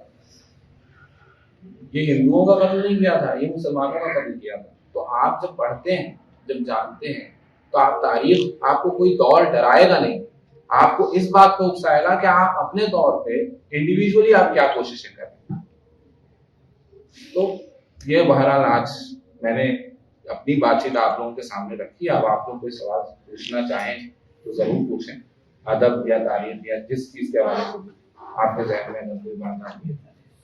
उर्दू अदब के हवाले से बात करेंगे कि जो आपने पहले किसी बताई थी कि उर्दू दो तरह से पढ़े जाते हैं, तो उसमें जो आपने बताया कि कुछ ऐसे किताबें लिखी गई जो मज़हबी तौर पे ज़्यादा ही खतरनाक है, तो ऐसी कौन सी किताबें हैं जिसको पढ़ना चाहिए? हाँ, मालूम है मतलब मज़हब के तरफ ज़्यादा झुकाव है। देखिए, ये तो मुझे लगता है कि मैंने रिवायत की बात की है, ट्रेडिशन की बात की है, और कहीं दूर क्यों जाना है? आप इकबाल को पढ़ते देखिए, कुछ ऐसी याद है इकबाल को, तो 4 किताबें तो उसी में। फिर मैं आपको किताब की बात है तो जैसे उन्होंने किताबें लिखी हैं, ख्वाजा हसन निजामी की किताब है, वो अभी मैंने आपके सामने अब्दुल अलीम शरफ का जिक्र किया। किताबें तो आप जितनी उर्दू की पुरानी किताबें अक्सर देखेंगे। अच्छा, एक बात और बताऊं, ज़ाहिदा इनाम की एक किताब है, उसको पढ़िएगा, उसका नाम है औरत जिंदगी का जिंदा। उसमें उन्होंने बताया है, और ये बात सिर्फ ज़ाहिदा इनाम ने लिखी है, कलीमुद्दीन अहमद ने लिखी है। कलीमुद्दीन अहमद जो बहुत बड़े नक़ाद थे, उर्दू शायरी पर एक नज़र उनकी किताब है, उसको पढ़िए। आपको पता है दास्तानों में और मसनवियों में पुरानी क्या मसला था, एक बहुत बड़ा घोटाला मैं आपको बताता हूँ उसमें क्या। आमतौर पर जो शहजादियाँ हैं वो नॉन मुस्लिम हुआ करते थे, और हमारे शहजादे साहब जो थे वो मुसलमान हुआ करते थे, और वो निकलते थे फतह करने। अब वो जीतते थे मुल्क, और आखिर में वो औरत को मुसलमान कर दिया करते थे, इसका मुल्क जीत के उसको मुसलमान बनाया करते थे, फिर उससे निकाह किया करते थे। तो ये बातें तो मैं बता रहा हूँ, जिस रिवायत की मैं बात कर रहा हूँ, ये मैं हवा में नहीं कर रहा हूँ, मैं आपको बता रहा हूँ कि उर्दू में बहुत रहा है। और इसको देखिए, उर्दू दूसरी जबानों की तरह है ना। हिंदी में एक किताब लिखी जाती है कि ताजमहल पहले एक मंदिर तो ये भी मजहबी जो रुझान है उसमें तो जाहिर सी बात है, जबान सिर्फ एक शख्स को नहीं आती है ना। जबान तो एक कट्टर आदमी को भी आती है, जबान एक सेक्युलर आदमी को भी आती है। कट्टर आदमी अपने तरीके से लिखेगा, सेक्युलर आदमी अपने तरीके से लिखेगा। आपको दोनों रिवायतों से वाकिफ होना चाहिए। आपको मालूम होना चाहिए। और औरत जिंदगी का जिंदा इतनी कमाल की किताब है कि उसमें तो उर्दू मुआशरे में औरत की जो हालत है, और तो छोड़ दीजिए, अकबर इलाहाबादी को आपने पढ़ा है? अकबर इलाहाबादी के यहाँ औरत को किस तरह से जलील किया गया है, आपने देखा है? इसको नोटिस किया है आपने? अकबर इलाहाबादी एक जगह कह रहे हैं, खासतौर पर वो शेर मुझे याद आ जाए तो अच्छा है, उसमें उन्होंने कहा है कि कौम के वास्ते औरत को तालीम दो घर में चूल्हा चौका करने के लिए, बच्चे संभालने के लिए, कौम के वास्ते तालीम ना दो औरत को, इस तरह उनका शेर। और वो तो छोड़ दीजिए अकबर इलाहाबादी, हमारे जो बड़े थिंकर्स हैं उर्दू के हवाले से खासतौर पर बात कर रहा हूँ, सर सैयद अहमद खान का क्या सोच थी औरतों में? और क्या आपको पता है कि बहुत अरसे तक औरतों का दाखिला ही नहीं हो रहा था अलीगढ़ मुस्लिम यूनिवर्सिटी?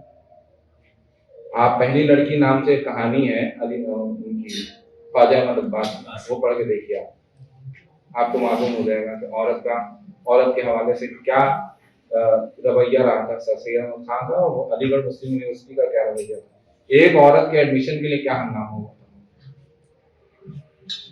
तो जबान एक अलग चीज है, मतलब औरत तो छोड़ दीजिए, चलिए ये तो मैं आपको औरत के बारे में बता रहा हूँ। खुर्शीदुल इस्लाम का एक आर्टिकल है, शिबली नोमानी का नाम सुना है आपने? अल्लामा शिबली नोमानी कहा जाता है, मौलाना, इतने बड़े आलिम।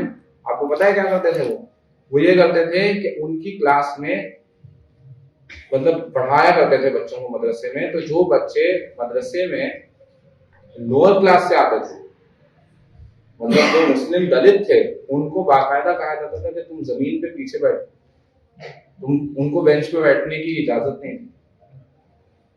ये छोड़ दीजिए, मैं आपको दूसरा रेफरेंस देता हूँ, तौबतुन नुसूह नाम का एक नॉवेल है जो कि इनका है, डिप्टी नजीर अहमद का। डिप्टी नजीर अहमद ने क्या लिखा वो भी बताता हूँ, और डिप्टी नजीर अहमद के बारे में क्या कहा गया वो भी बताता हूँ।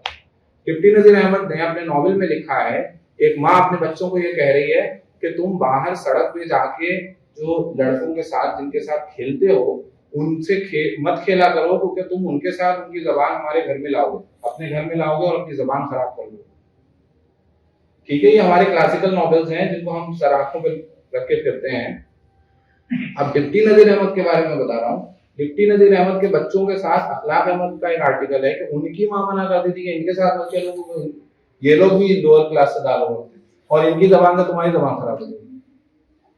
तो मैं जब बात कर रहा हूँ इसकी कि मुसलमान कल्चरल तौर पे, सोशल तौर पे इस मुल्क में बहुत अलग नहीं है। मुसलमानों के यहाँ भी कास्ट सिस्टम उसी तरीके से है और उतना ही ज्यादा गहरी जड़ें हैं उसकी जितना कि हिंदू धर्म में है। वो कोई बिल्कुल, इससे आप अगर आंखें बंद किए हुए हैं तो एक अलग बात है, लेकिन ये बिल्कुल सीधी सच्ची बात है कि वैसे ही हो रही है। सैयद होने का एक बाकायदा गुरूर है, सैयद होने की एक अपनी एक उसको शान समझा जाता है, पठानों का अपना एक वो है। तो और जिसपे किताब अभी आई भी है, अलीगढ़ के किसी स्कॉलर ने लिखी है, मुसलमानों में जात पात के नाम से किताब है, करीब 700-800 पेज की किताब, वो बढ़िया है। मैं आपको अगर आप कहेंगे तो लिंक वगैरह भी भेज दूंगा उसका। तो ये सारी जबानों, जब दो रिवायतों की बात हो रही है तो उर्दू में अच्छी रिवायत भी रही है। मैं कह रहा हूँ कि मैंने रिचर्ड डॉकिंस से बहुत बार में पढ़ा है, मैं तो उर्दू से सीखा है ना। मैं आपको उर्दू के अच्छे शेर भी सुना चुका हूँ कि भाई उर्दू में इस तरह की शादी भी हुई है जिसने आपको इंसान को इंसान से जोड़ा है, लेकिन उर्दू में ऐसा अदब भी लिखा गया है जिसने इंसान को इंसान से अलग किया। तो ये दोनों चीजों पर नजर आनी चाहिए। जी सबसे पहले इस बैठक के लिए आपका बहुत शुक्रिया। जैसे कि आपने बताया कि उर्दू और हिंदी दोनों जबान के लोग कुछ शब्दों का उच्चारण सही से नहीं कर पाते हैं। जैसे हिंदी वाले लोग खास करके जो उर्दू के जबान में इसमें नुक्ता जैसे जिंदगी, उसका जो शुद्ध उच्चारण है जिंदगी, ऐसे नुक्ता जैसे आपने प्रदीप का उदाहरण दिया, तो इसको सुधारना, इसको कैसे सुधारा जा सकता है, पहला सवाल ये। और दूसरा, जैसा कि आपने बताया कि उर्दू को, और एक सामान्य बात हुई है कि उर्दू को हिंदी के लोगों तक पहुंचाने के लिए कई लोगों ने योगदान दिया। उसमें जगजीत सिंह का नाम काफी अहम आता है, कैसे उन्होंने गजल की रवायत से और जो उर्दू बड़े बड़े उर्दू स्कॉलर या बड़े घरानों तक समझी जाती थी, वो हम आम जबानों और उन मजदूरों तक पहुंचाई उनकी गजल को गुनगुनाकर। तो क्या आज के समकालीन समय में ऐसे कुछ प्रोमिनेंट फिगर हैं अलग अलग क्षेत्र में, चाहे उनका विधा कुछ भी हो, जो हिंदी की चीजें आपके जैसे काम कर रहे हैं, हिंदी की सामान उर्दू में पहुंचा रहे हैं और उर्दू की सामान हिंदी में पहुंचा रहे हैं बेहद ही प्रभावी तरीके से? देखिए, काम बहुत सारे लोग कर रहे हैं। पहले शुरुआत के सवाल की बात कर लेते हैं। मुझे लगता है उच्चारण पे बहुत ज्यादा ध्यान नहीं देना, मेरा अपना जाती तौर पर मानना ही है। आप तलफ़ुज़ एक बहुत सियासी चीज, बहुत पॉलिटिकल है। आपको अगर कोई ये बोल रहा है कि चूंकि आप सिर्फ प्रदीप बोल रहे हैं इसलिए आप हिंदी नहीं जानते, और अगर आप जिंदगी बोल रहे हैं इसलिए आप उर्दू नहीं जानते, तो वो आदमी बेवकूफ, क्योंकि आप अंग्रेजी खालिस अंग्रेजी लहजे में नहीं बोलते हैं। और बहुत सारी ज़बानों के तलफ़ुज़ खराब होकर हमारी ज़बानों में आए हैं और हमने उनको अपने तौर पर उसको इस्तेमाल करना शुरू किया है। ज़बानें इसी तरीके से काम करती हैं। जैसे मैं एक मिसाल के तौर पर, इसका उच्चारण नहीं बिगड़ा है, लेकिन एक लफ्ज़ है फला चीज़ का खुलासा हुआ, ठीक है ना। खुलासा उर्दू में किसी चीज़ मतलब रिवील करने के माने में नहीं है। खुलासा का मतलब है समरी उर्दू, लेकिन ये जब हिंदी में गया तो इसने अपने मानी बदल दिए। तो इसमें कोई बुराई नहीं है, ज़बानें इसी तरीके से काम होती। मैंने अभी कहा था कि ज़बान मैली हुए बिना नहीं रह सकती। ज़बान का काम है, ज़बान गुनाहगारों की चीज़ है, ज़बान उन लोगों की चीज़ है जो इसकी जुर्रत कर सके। तो भाई शायर का क्या काम है? शायर के लिए सबसे ज़्यादा ज़रूरी है, अदीब के लिए सबसे ज़्यादा ज़रूरी है कि ज़बान बनाने के लिए ज़बान को बिगाड़े। मैं ये नहीं कह रहा हूँ कि आप जानबूझ के आप शायरी और वो लेके बैठ जाओ, ज़बानों को तोड़ने फोड़ने लगे, लेकिन आप जब शायरी कर रहे हैं, जब अदब लिख रहे हैं और आप जानते भी हैं कि सही तलफ़ुज़ क्या है, ये काम ज़फ़र इक़बाल की शायरी जब आप पढ़ें तो ज़फ़र इक़बाल ने बहुत किया है। लफ्ज़ों को बाकायदा उन्होंने उसके उच्चारण बदल दिए हैं, जैसे हैं उनको जैसे रायज हैं वैसे नहीं इस्तेमाल किया गया है।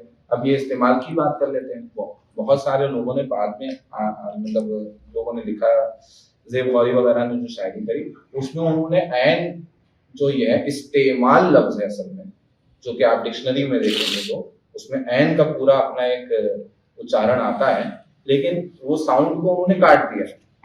उन्होंने कहा कि हम इस्तेमाल बोलते हैं, हम इस्तेमाल ही इसको लिखेंगे भी और इसको इसी तरीके से अपनी शायरी में लाएंगे, तो उसमें कोई बुराई नहीं है। तो उच्चारण वाली बात पे तो मैं आपको ये कहूँगा कि इस झगड़े में पढ़ना ही नहीं चाहिए। अगर कोई आपको इस बात पर टोकता है, जैसे एक बार मैं सुन रहा था कि जावेद अख्तर ने एक तरह एक बात कही थी कि हिंदी वाले जो हैं वो जावेद अख्तर कह देते हैं और जिंदगी को वो जिंदगी कहते हैं, तो जब जा और जा बोल रहे हो तो दोनों सही जगह पे लगा दो।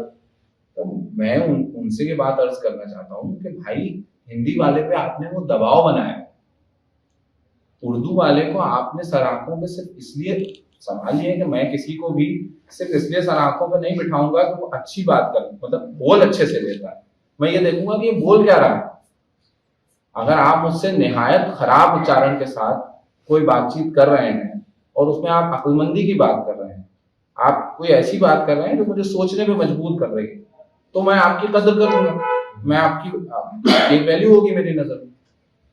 अदरवाइज आप बहुत अच्छा बोलते रहिए, इससे मेरे कोई फर्क नहीं पड़ता है। दूसरी बात आपने जो कही कि इधर के लोग उधर का काम, उधर के लोग इधर का जो काम कर रहे हैं अच्छे लोग, अगर आपको इस तरह से देखिए, हिंदी में तो बहुत काम हो रहा है, अब तो हो ही रहा है। इसके लिए आपको रेख्ता को तो मतलब उसका थैंकफुल तो आपको होना ही चाहिए, क्योंकि आप जो वो किताबें छाप रहे हैं, मैं तो ये कहूँगा कि जो लोग भी पढ़ते हैं, उर्दू को पढ़ना चाहते हैं, जानना चाहते हैं, क्लासिकल लिटरेचर को जानना चाहते हैं, मॉडर्न लिटरेचर को जानना चाहते हैं, वो रेख्ता जगह जगह पे स्टॉल्स लगाते हैं, ऑनलाइन उनके जो मतलब वो है उनकी खुद की अपनी वेबसाइट है रेख्ता बुक्स के नाम से, आप वहाँ जाएं, देखें, बहुत सारी उर्दू की किताबें आपको मिलेंगी।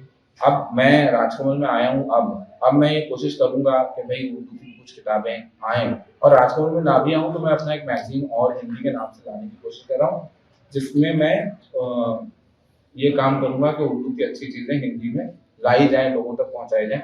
ऑडियो के लेवल पे मैंने काम किया, अजमल कमाल ने पाकिस्तान में बहुत काम किया, जिससे मैं वाकिफ हूँ कि उन्होंने बहुत तर्जुमा किया है। हमारे दोस्त हैं एहसन अय्यूबी, उन्होंने हिंदी की जो लंबी कहानियां हैं, जो कंटेम्प्रेरी हिंदी की अच्छी लंबी कहानियां हैं, उनका तर्जुमा किया है उर्दू में।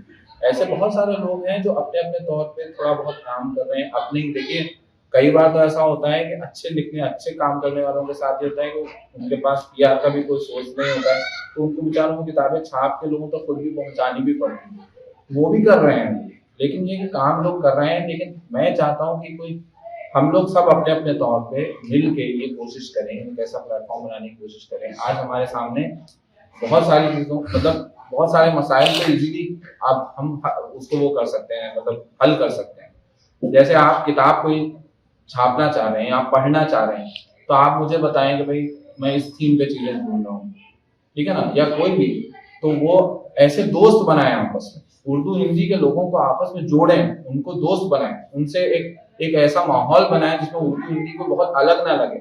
और उसमें अगर मुझे कुछ जानना है तो मैं अपने हिंदी के किसी दोस्त से मालूम कर लूं कि भाई, और मेरे दोस्तों ने ही मुझे बताया।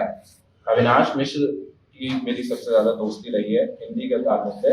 अविनाश ने मुझे हिंदी की बहुत सारी चीजों से रूशनास कराया, बताया कि तस्नीफ फलां को पढ़ो, फलां को पढ़ो। अब एक किताब जब आप पढ़ते हैं, एक राइटर को आप पढ़ते हैं, तो आप वो दूसरे राइटर तक रास्ता बनाता है, दूसरा तीसरे तक बनाता है, तो ये तो चेन है ना एक तरह की, वो तो आपको खुद ही पहुंचा देगा।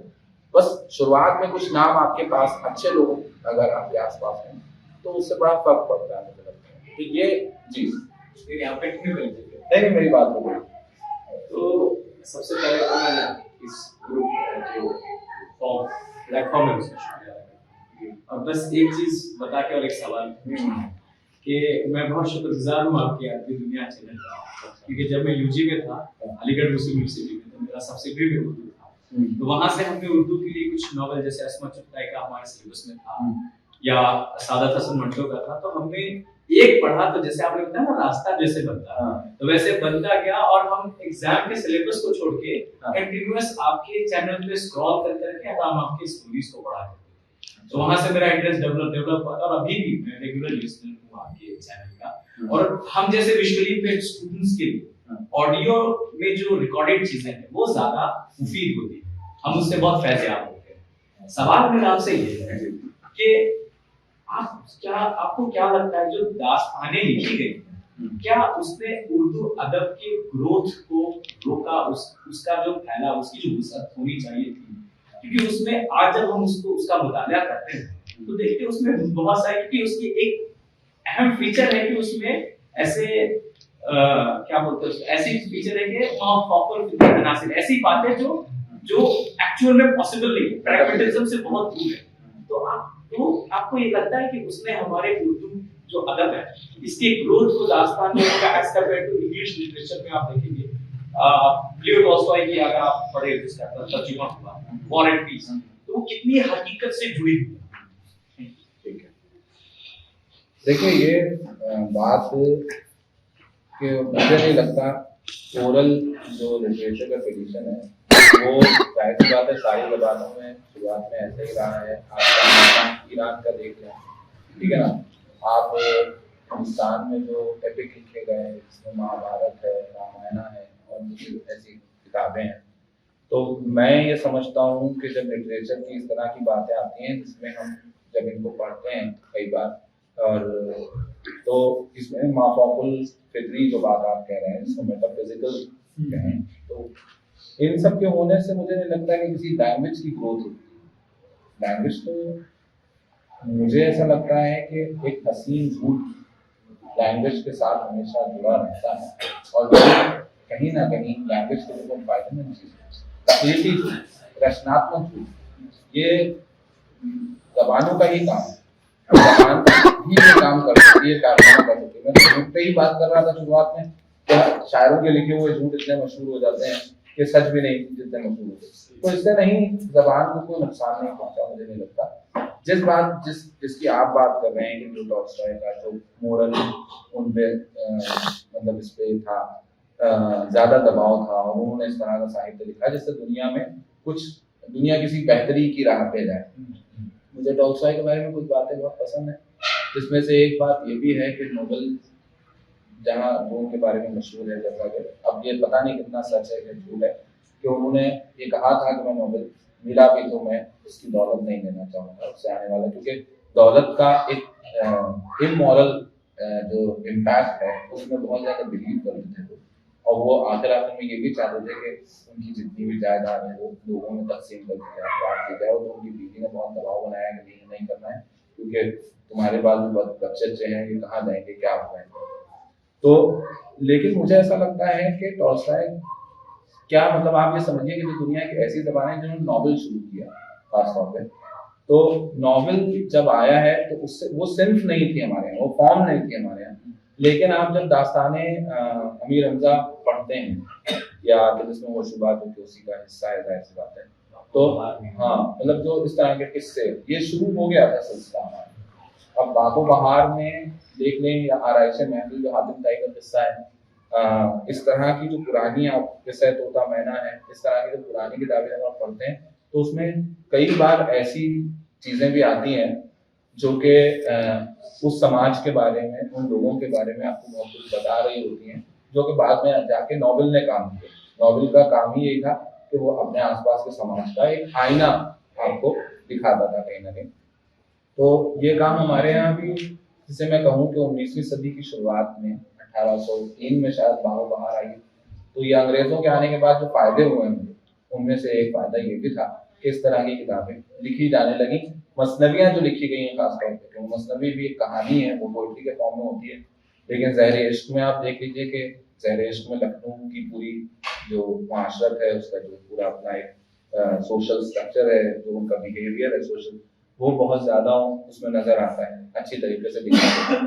तो ये सब चीज़ें तो अब एक मसनवी उन्होंने लिखी थी मीर हसन ने, जिसमें उन्होंने फैज़ाबाद शहर की बहुत बुराई की है, और फैज़ाबाद शहर की बुराई इसलिए नहीं की है कि लोग बुरे हैं वहाँ के। उन्होंने कहा था कि ये एक ज़माने में फैज़ाबाद गालिबन राजधानी भी रहा था अवध की, तो उन्होंने उसकी बुराई की थी कि राजधानी होते हुए भी यहाँ की सड़कें इतनी खस्ता हाल है। उर्दू की एक अच्छी बात भी बताता चलूँ इसी हवाले से, जब आपने सवाल पूछा है, तो उर्दू में एक चीज़ जो मुझे बड़ी खुश करती है, मुझे फख्र होता है कि मैं उर्दू से ताल्लुक़ रखता हूँ, क्योंकि उर्दू एहतजाज की ज़बान, उर्दू प्रोटेस्ट की, उर्दू किसी भी चीज़ को जस का तस यूँ का त्यों कबूल कर लेने की ज़बान नहीं। उर्दू में जो आदमी सबसे पहले जिसकी मसनवी मशहूर हुई, विकट कहानी उसका नाम है, उसने एक औरत के इश्क में अपना नाम बदला था, और खुद अफजल, और उसने अपना नाम रख दिया था गोपाल, और उसने बाकायदा अपना धर्म परिवर्तन किया था उस औरत की मोहब्बत में। और दूसरे उस मतलब वो मौलवी था वो आदमी, मैं आपको ये भी बता दूं। और फिर दूसरी मैं बात करूं, अगर आप ये देखिए कि इसकी जाफर जटली ने तो अपने ज़माने में होने वाली तमाम बुराइयों पर गाली गलौच में ही लिखा, बहुत ज़्यादा नज़्में इस तरह की लिखी। और जाफर जटली को मारा ही गया इसलिए क्योंकि फर्रुख सिंह जो बादशाह था उस ज़माने का, वो क्या करता था कि लोगों को जो भी कभी कोई बगावत करता था या कोई उसके खिलाफ कोई बात हो जाती थी, तो वो लोगों को मरवाता था यहाँ पे मटर का दाना रख के, और वो ऐसे गला वो खिंचवा लेता था डोर, तो उससे गले की हड्डी टूट जाती। तो इसके खिलाफ जाफर जटली ने इंतज़ार लिखा था, तो उसको जाफर जटली को मरवा के कहीं ऐसी जगह पिटवा दी, उसकी लाश को पता ही नहीं चला आज तक कि उसकी लाश कहाँ गई, उसकी कोई कब्र नहीं है, कोई मज़ार नहीं है जाफर जटली की, लेकिन वो उर्दू का पहला बागी शायर। तो मैं इसलिए उर्दू से रिलेटेड जब भी कभी अपने आप को महसूस करता हूँ, तो बाकी मुझे बड़ी खुशी और बड़ा फख्र होता है कि उर्दू मान लेने वालों की ज़बान नहीं है, उर्दू जो है वो बगावत करने वालों की ज़बान है। जी बताइए। मैंने जैसे भी पिछले 10 साल में देखा, तो 2016 से लेकर 2021-22 तक जो हम देखते हैं, तो उर्दू अदब का शेर व शायरी का एक उरूज हमें दिखता है। छोटे छोटे शहरों में, कस्बों में भी मुशायरे ऑर्गेनाइज कराए जा रहे हैं, लेकिन वो पैटर्न 22-23 के बाद में वो डिक्लाइन होता हुआ कहीं, उसके बाद में एक नई चीज निकल जाती है जैसे स्टैंड अप कॉमेडी, ये ज्यादा उरूज पे आया। पोएट्री और मुशायरे कर ले और ये स्टैंड अप कॉमेडी से ऊपर है। तो आप इस पैटर्न को किस तरीके से देखिए, मैं ये समझता हूँ कि हर जमाने में मतलब ऐसा होता है कि आपको पता है जिगर मुरादाबादी को आप कैसे देखते हैं, अच्छा शायर मानते हैं, बुरा शायर मानते हैं? मतलब आपसे सवाल अगर मैं पूछूं, आप जिगर को आपने पढ़ा होगा, तो जिगर मुरादाबादी को आप कैसा शायर मानते हैं? अच्छा शायर मानते हैं, अच्छा मानते हैं या बहुत अच्छा मानते हैं? अच्छा ना बड़ा साहब जितना आप जिगर मुरादाबादी जाहिर है कि मॉडर्न क्लासिक्स में आते हैं, उनका आप ये देखेंगे उनकी ज़ुबान बड़ी अच्छी है, मेयारी ज़बान है। लेकिन आपको पता है जिगर मुरादाबादी जब मुशायरों में पढ़ने आए थे तो सफ़ी लखनवी नाम के शायर, उनका मशहूर शेर है, गज़ल उसने छेड़ी मुझे साज देना जरा उम्र रफ्ता का आवाज़ देना। सफ़ी लखनवी ने कहा था कि ऐसे शराबी कवाली भी मुशायरों में आने लगे, और उन्होंने जिगर मुरादाबादी को बहुत उल्टा सीधा कहा था और कहा था कि अपनी ज़बान का मेयार खराब हो गया। अब आप जाइए पीछे और पीछे जाइए, इंशाअल्लाह खां इंशा की किताब दरियाए लताफत के नाम, दरियाए लताफत में इंशाअल्लाह खां इंशा ने लिखा है कि ज़बान बहुत तेज़ी से खराब होती जा रही है, बिगड़ती जा रही है, बहुत जल्दी इसका वजूद खत्म हो जाएगा। तो मैं समझता हूँ कि मेयार की जहाँ तक बात है, मेयार को लेके ऐसे कंसर्न हर जमाने में ये उसी तरह की बात है। स्टैंड अप कॉमेडियन को आप पता नहीं किस तरह से देखते हैं, गैर मेयारी चीज मानते होंगे तभी आपने सवाल पूछा है, लेकिन मैं पॉपुलर लिटरेचर को बहुत बुरी चीज नहीं मानता। मेरे अपने ज़ाती नजरिए के हिसाब से मैंने जितना लिटरेचर पढ़ा है, मैं मुशायरे को भी बहुत बुरी चीज नहीं मानता हूँ। लेकिन सवाल ये है, मैं ये भी मानता हूँ साथ साथ में कि एक लिटरेचर वो होता है जो आपको अकली तौर पर, जहनी तौर पर कोई फायदा पहुंचाता है, सोचने में मजबूर करता है, और एक लिटरेचर वो होता है जो आपको सिर्फ मजा देता है, सिर्फ आपको हंसाता है, गुदगुदाता है। तो हम सभी मानेंगे कि आज के दौर में हम रील के ज़माने में जी रहे हैं और हम लोग मज़े लेने के लिए तरह तरह की रीलें देखते हैं, खुश भी होते हैं, हंसते हैं, गुदगुदाती भी हैं, हमको मज़ा भी आता है। लेकिन यह है कि आप जब अदब की बात करते हैं तो मेरा ये मानना है कि संजीदा अदब का काम इंसान के दिमाग को थोड़ी तहरीक देना है, कुछ बदलना है उसके अंदर, कहीं ना कहीं कुछ ऐसा पैदा करना है जिससे वो अपनी शख्सियत पे उसको कुछ ऐसा असर करे कि वो कुछ बदले। तो उस हिसाब से देखें तो ठीक है, लेकिन पॉपुलर लिटरेचर भी कोई ऐसी बुरी चीज नहीं है, और ये कंसर्न हमेशा रहे हैं, इससे जबान का बनने बिगड़ने का कोई सवाल नहीं है। मेयार को मैं समझता हूँ आज भी आप देखिए बहुत सारे ऐसे नौजवान शायरी कर रहे हैं और इस तरह के शेर कह रहे हैं कि आप दंग रह जाए, मतलब उनके शेर सुन के।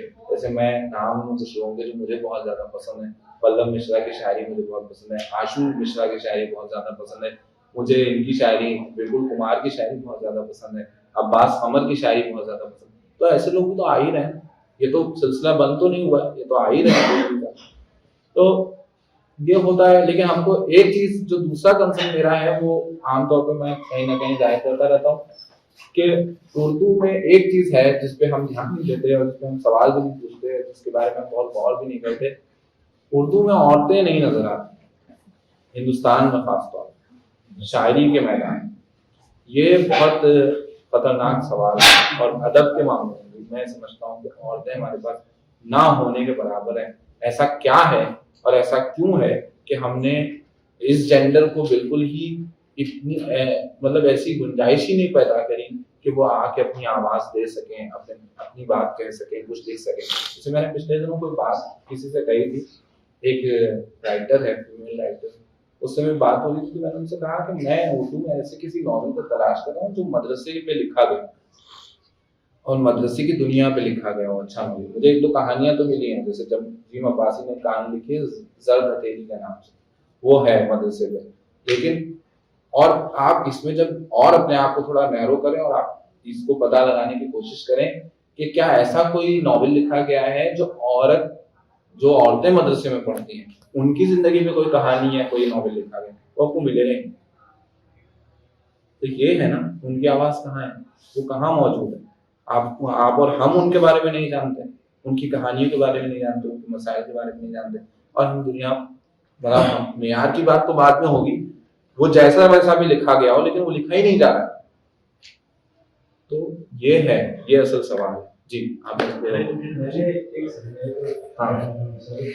मैंने कहीं पे सुना था कि जैसे ताकि ये सवाल जैसा आपने कहा कि औरतें शायरी में इसमें उर्दू नहीं, उसका शायद किसी ने मैंने नाम याद नहीं, उन्होंने कहा था कि औरतों ने सिर्फ अपनी बात की और मर्दों ने जो बात करी वो दोनों पहलुओं को लेकर बात करी, इसलिए औरतें हैं जो इसमें ज्यादा आगे नहीं बढ़ पाई है, उनका ज्यादा इसमें अहम रोल नहीं दिखता है।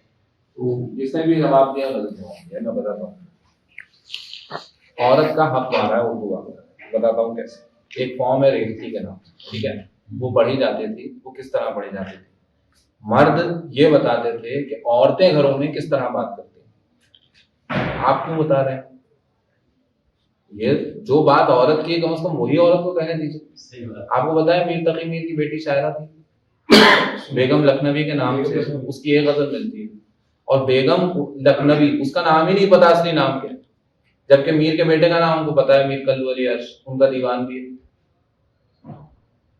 तो औरतों के साथ हमने जो सलूक किया है उसके हम गुनहगार हैं दूसरी जबानों की तरह हैं, लेकिन हम ज्यादा हैं, और ज्यादा इस मामले में है कि हमको औरतें सिर्फ शाहीन बाग में अच्छी लगती हैं प्रोटेस्ट करते हुए, जहाँ पे हमको लगता है कि अब हमारे हाथ में कुछ नहीं है, लेकिन वो जैसे ही वहां से हटती हैं तो मंजरनामे से गायब हो जाते हैं। जी मेरे 4 छोटी हाँ। एक तो चार सवाल। एक तो उर्दू में और चारों अलग थीम से है, लेकिन एक तो उर्दू में बाल साहित्य जिसको हम बोलते हैं उसका क्या रवायत है। दूसरा मतलब हिंदी के कंपैरिजन में उर्दू ज्यादा कॉस्मोपॉलिटन नजर आती है। पहले एक एक करके बात करते हैं। हाँ। पहला सवाल क्या है? बाल साहित्य उर्दू में बाल साहित्य बहुत लिखा गया, बहुत अच्छा लिखा गया, दूसरी जबानों के मुकाबले में कम नहीं लिखा गया, मतलब बेहतर नहीं लिखा गया होगा तो कम भी नहीं लिखा गया होगा। उर्दू में मैं आपको 3-4 मैगजीन के नाम अभी बता सकता हूँ। एक रेखता में खिलौना के नाम से उसकी पूरी फाइल है। खिलौना ऐसा मैगजीन है जिसने मेरी तरबियत की। मैंने बच्चों के लिए जब मैं छोटा था मैं खूब नज़्में लिखता था। मैंने नक्सलों की कॉन्फ्रेंस के नाम से एक नज़्म लिखी थी और 10 तरह की बहुत सारी ऐसी चीजें लिखी थी, वो अखबारों में छपती भी थी। तो उर्दू में बहुत अच्छा लिखा गया है। खिलौना है, एक शगुफा के नाम से एक मैगजीन निकलता था, जामिया से पयाम तालीम के नाम से एक मैगजीन निकलता था, बहुत अच्छा मैगजीन था वो, तो बहुत अच्छी अच्छी चीजें छपती थी, कहानियां। और आपको बताऊं छोटे मोटे लोग नहीं लिखते थे उसको, इसमें चुगताई लिखती थी, उसमें ये लिखते थे आपके ख्वाजा अहमद अब्बास लिखते थे, उसमें शफीउद्दीन नैयर ने तो बच्चों ही के बारे में लिखा है, बहुत अच्छा लिखा है, उनको पढ़ना चाहिए। एक नज्म बहुत मशहूर थी शानुल हफ्ती की, दोस्त हैं अपने भाई मुलक्कड़, बातें उनकी सारी गड़बड़, बहुत सारी चीजें हैं जो लिखी गई। लेकिन वही बात है, अभी मैं कोशिश कर रहा हूँ कि खिलौना की नज्मों को कम से कम, एक साहब है नौशाद, उन्होंने काम किया है, अभी नेहरू की उनकी किताब आई है, तो उनसे मैंने कहा है, उन्होंने मुझे ये प्रपोजल दिया था कि खिलौना में जो नज़में हैं उसको हम कम से कम जमा करें और जमा करके लाएं। वो बात हुई है और देखिए अगले साल उम्मीद है कि वो आएगा। तो कहानियां और नज़में, पिक्चर बुक्स बहुत ज्यादा उर्दू में कॉन्सेप्ट रहा है। यंग अडल्ट लिटरेचर उर्दू में कमाल का लिखा गया है, बहुत कमाल का लिखा गया। तो उर्दू में ऐसा नहीं है, और बहुत अच्छी चीजें लिखी गई हैं, बहुत अलग अलग तरीके की चीजें लिखी गई हैं। उसमें कई बार वो बहुत ऐसी थी, जैसे गालिब के बारे में एक ये है, मुतरादिफात करके एक चीज होती थी, इसका मतलब होता था सिनोनिम्स, उसका मतलब है वो क्या होता था कि फारसी और हिंदी, फारसी में किसी लफ्ज को क्या कहेंगे उसी लफ्ज को हिंदी में क्या कहेंगे। इस्माइल मेठी का नाम आपने सुना है? इस्माइल मेठी ने बहुत अच्छी नज़में लिखी हैं, बहुत अच्छी बच्चों के लिए, और सिर्फ बच्चों के लिए ही लिखा है इस्माइल मेठी। तो इस्माइल मेठी ने मुतरादिफात लिखे हैं। गालिब ने एक किताब लिखी थी, उसका नाम था कादिरनामा। कादिरनामा बच्चों के लिए लिखा गया था, और उसमें बताया गया था कि कोई लफ्ज फारसी में है तो उसको हिंदी में क्या कहा जाता है। वो पूरा बहुत अच्छा है, बहुत, मुझको उसके शेर नहीं याद है, तो मैं आपको सुनाता हूँ। ये आप समझिए कि गालिब के जमाने से लिखा जा रहा है बच्चों के हवाले से, तो बाल साहित्य बहुत होगा। वो सामने नहीं है, हमारी नजरों के सामने। फिलहाल तो मैं मैगजीन्स भी कम होते देखता हूँ, ये कंसर्न है कि बच्चों का साहित्य अब कम होता जा रहा है। अब हमारे यहाँ शायद लोग ये समझते हैं कि अच्छा लिटरेचर लिखने का मतलब है कि बच्चों के लिए ना लिखा जाए, वो एक बड़ी अजीब सी बात है। लेकिन ये है कि वो है उर्दू काफी। जी दूसरा कि एक उर्दू में हिंदी की कंपैरिजन में ज्यादा कॉस्मोपॉलिटन नजर आता है ट्रांसलेशन के मसाइल से, कि मतलब एक तो जो ग्रेटर इस्लामिक वर्ल्ड से जो सीधा जुड़ाव है, तो उसमें जितना भी प्रगतिशील साहित्य वहां पे रचा गया, चाहे महफूज हो या जैसन करफनी हो, वो हाथों हाथ मतलब काफी जल्दी से, और उनका सारा काम कुरान पामुक हो। उसके अलावा भी ट्रांसलेशन बहुत अधिक मात्रा में उर्दू में उपलब्ध है, जबकि हिंदी में नहीं है। और अब हिंदी में ट्रांसलेशन के बजाय क्या है कि लिप्यांतरण करके वो हिंदी पाठक उस तक पहुंच सकते हैं, या और ऑडियो विजुअल में जिस तरह उर्दू के दूसरे चीजें पहुंच रही है, तो उर्दू में जो ट्रांसलेटेड हुआ सामान है उस क्या हिंदी में ये एक इशू है, मैं इस पे सोच भी रहा था, मेरी बात भी हुई वहाँ राजपुर में, हमारे बहुत पढ़े लिखे दोस्त हैं वहाँ धर्मेंद्र सुशांत, बहुत पढ़ा है उन्होंने, उनकी बहुत नज़र है हिंदी पे, बंगाली पे, तमिल पे, बहुत हिंदुस्तानी खासतौर पे जो साहित्य है उस पर। तो मैं उनसे एक बार पूछा था कि भाई ये मिडल ईस्ट का जो खासतौर पर लिटरेचर है या फिर जो इस तरह का इस्लामिक वर्ड्स का वर्ड में लिखा जा रहा है, वहाँ से जो राइटर्स आ रहे हैं, ये ऐसा क्यों है कि हिंदी में इनके ट्रांसलेशन बहुत मौजूद नहीं है अच्छे। तो मैंने कहा कि ये क्या मसला है। मैंने कहा कि ऐसा तो नहीं होगा कि हिंदी वाले अरबी बिल्कुल सीखते ही नहीं होंगे, बहुत सारे आबाद भी हैं अलग अलग मुल्कों में जाके। मैंने कहा ये क्या मसला है, क्योंकि दूसरी जबानों से तो धड़ाधड़ तर्जुमा हो रहा है, स्पेनिश से तर्जुमे हो रहे हैं, हिंदी में डायरेक्ट हो रहे हैं, पोर्तुगीज से हिंदी में तर्जुमे हो रहे हैं, दूसरी जबानों से हो रहे हैं।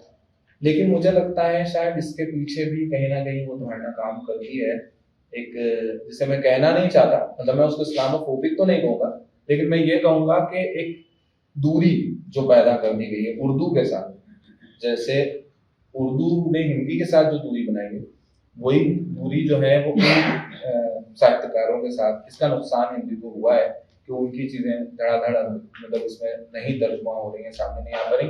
कॉस्मोपॉलिटन की जब बात आपने कही है, मैं आपको बताऊं कि पंजाब के देवी या देहाती या गांव के इलाकों पर बहुत अच्छे नॉवल उर्दू में लिखे हुए हैं, और उर्दू में ऐसा नहीं है जैसा साहित्य हमको आमतौर पे हिंदी में देखने को मिलता है कि जो बहुत जमीन से जुड़ा हुआ है, गाँवों से जुड़ा हुआ है, ऐसा नहीं है कि वो उर्दू में मौजूद नहीं है।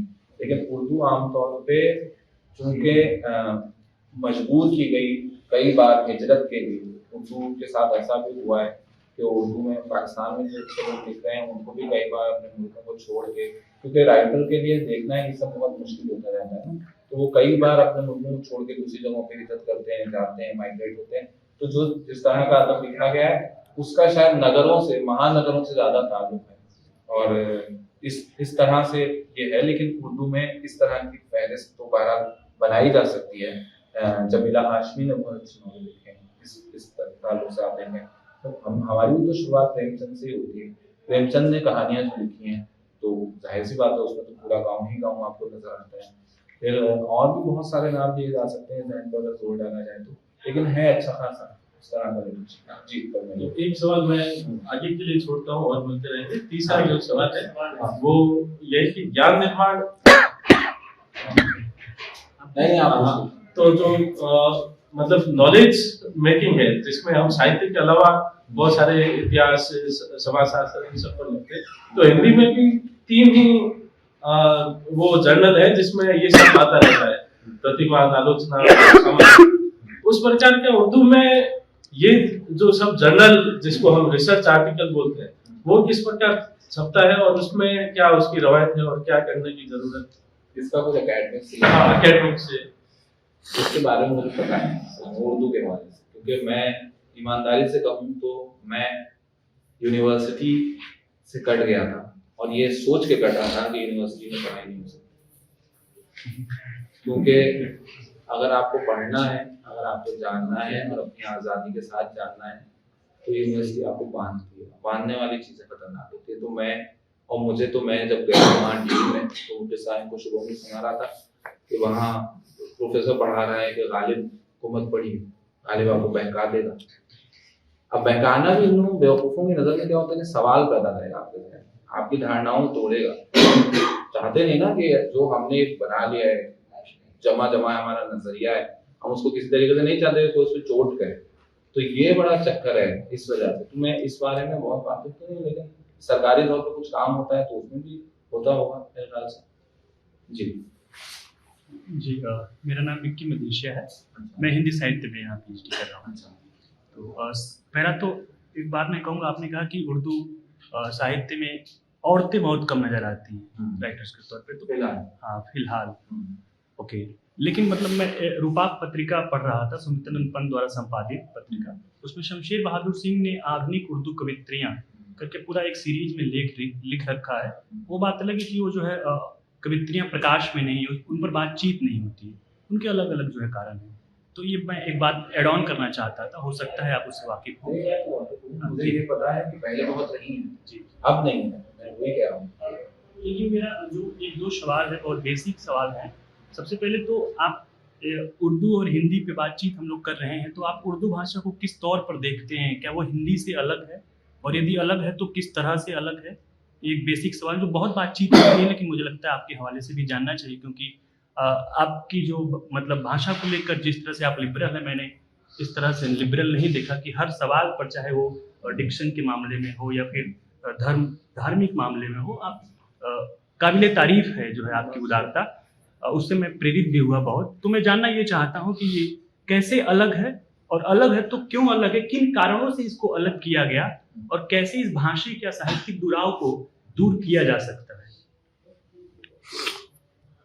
अच्छा, बहुत सारे सवाल हैं। हाँ, मतलब लेकिन एक दूसरे से कनेक्टेड है। हाँ, ठीक है। देखिए, मैं ये सोचता हूँ उर्दू और हिंदी दो अलग ज़बानें हैं। यानी मैंने एक आर्टिकल उर्दू में लिखा था, उसका नाम था क्या उर्दू कोई ज़बान है, ठीक है। उसी को जब मैंने हिंदी में पब्लिश किया तो मैंने उसका नाम चेंज किया और उसका नाम रखा क्यों ज़रूरी है उर्दू को धार्मिक पहचान से अलग करना। मैं हिंदी वाले से कभी नहीं कहूँगा कि उर्दू कोई ज़बान नहीं है, मैं उर्दू वाले से कहूँगा। मैं नहीं चाहता, देखिए मेरा मकसद किसी ज़बान के वजूद पे सवाल उठाना नहीं है। उर्दू बहुत अच्छी ज़बान है और मैं मानता हूँ उर्दू का अपना एक वजूद है, उसी तरह जैसे हिंदी का अपना एक वजूद है। लेकिन मेरा ये मानना है कि उर्दू और हिंदी, इन दोनों ज़बानों के बीच का फासला सियासी है, पॉलिटिकल है। इसको पाटना बहुत आसान है, लेकिन इसके लिए नीयत होनी चाहिए, इसके लिए कोशिश होनी चाहिए। जैसे कि आपने कहा पुराने लोग करते थे काम, जैसे आपने शमशेर साहब का जिक्र किया कि उन्होंने आर्टिकल लिखा। मैं आपको बताऊं कि साकी नाम का एक मैगजीन निकलता था, उसमें 50 उर्दू की राइटर्स जिनका नाम ज्यादा आज नहीं है, मतलब 500 पेज पे कुछ वो छपा हुआ था, वो काफी बड़े साइज पे छपा है। उसमें उन्होंने औरतों ने अपनी कहानियां और औरतों ने अपनी जिंदगी के बारे में आर्टिकल्स लिखे। तो और उसमें से ज्यादातर औरतों की कहानियां इस मामले में सेम है कि हमें घर से नहीं निकलने दिया जाता था, बाहर नहीं जाने दिया जाता था, और ऐसी ऐसी कहानियां औरतों ने लिखी हैं। एक कहानी रज़िया फसी अहमद की, इसका मैं जिक्र कर रहा हूँ, मैंने रिकॉर्ड भी करी है, आप लोग में से कोई चाहे तो सुन सकता है। उसका नाम है बड़ी माँ।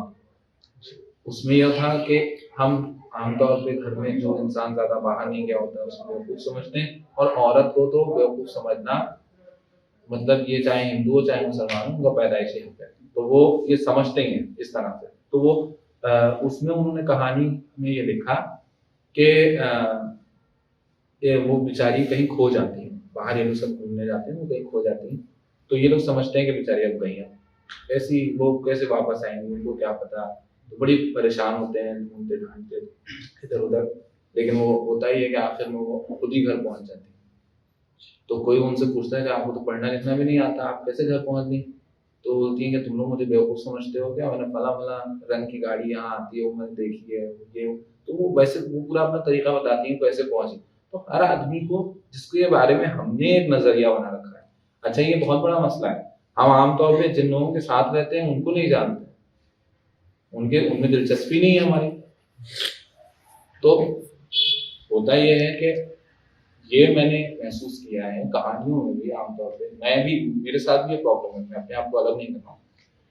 जब मर्द औरतों के ताल्लुक से लिखते हैं तो मर्दों को ये जल्दी होती है कि वो मर्द और औरतों के बारे में क्या सोच रहे हैं वो बता दें।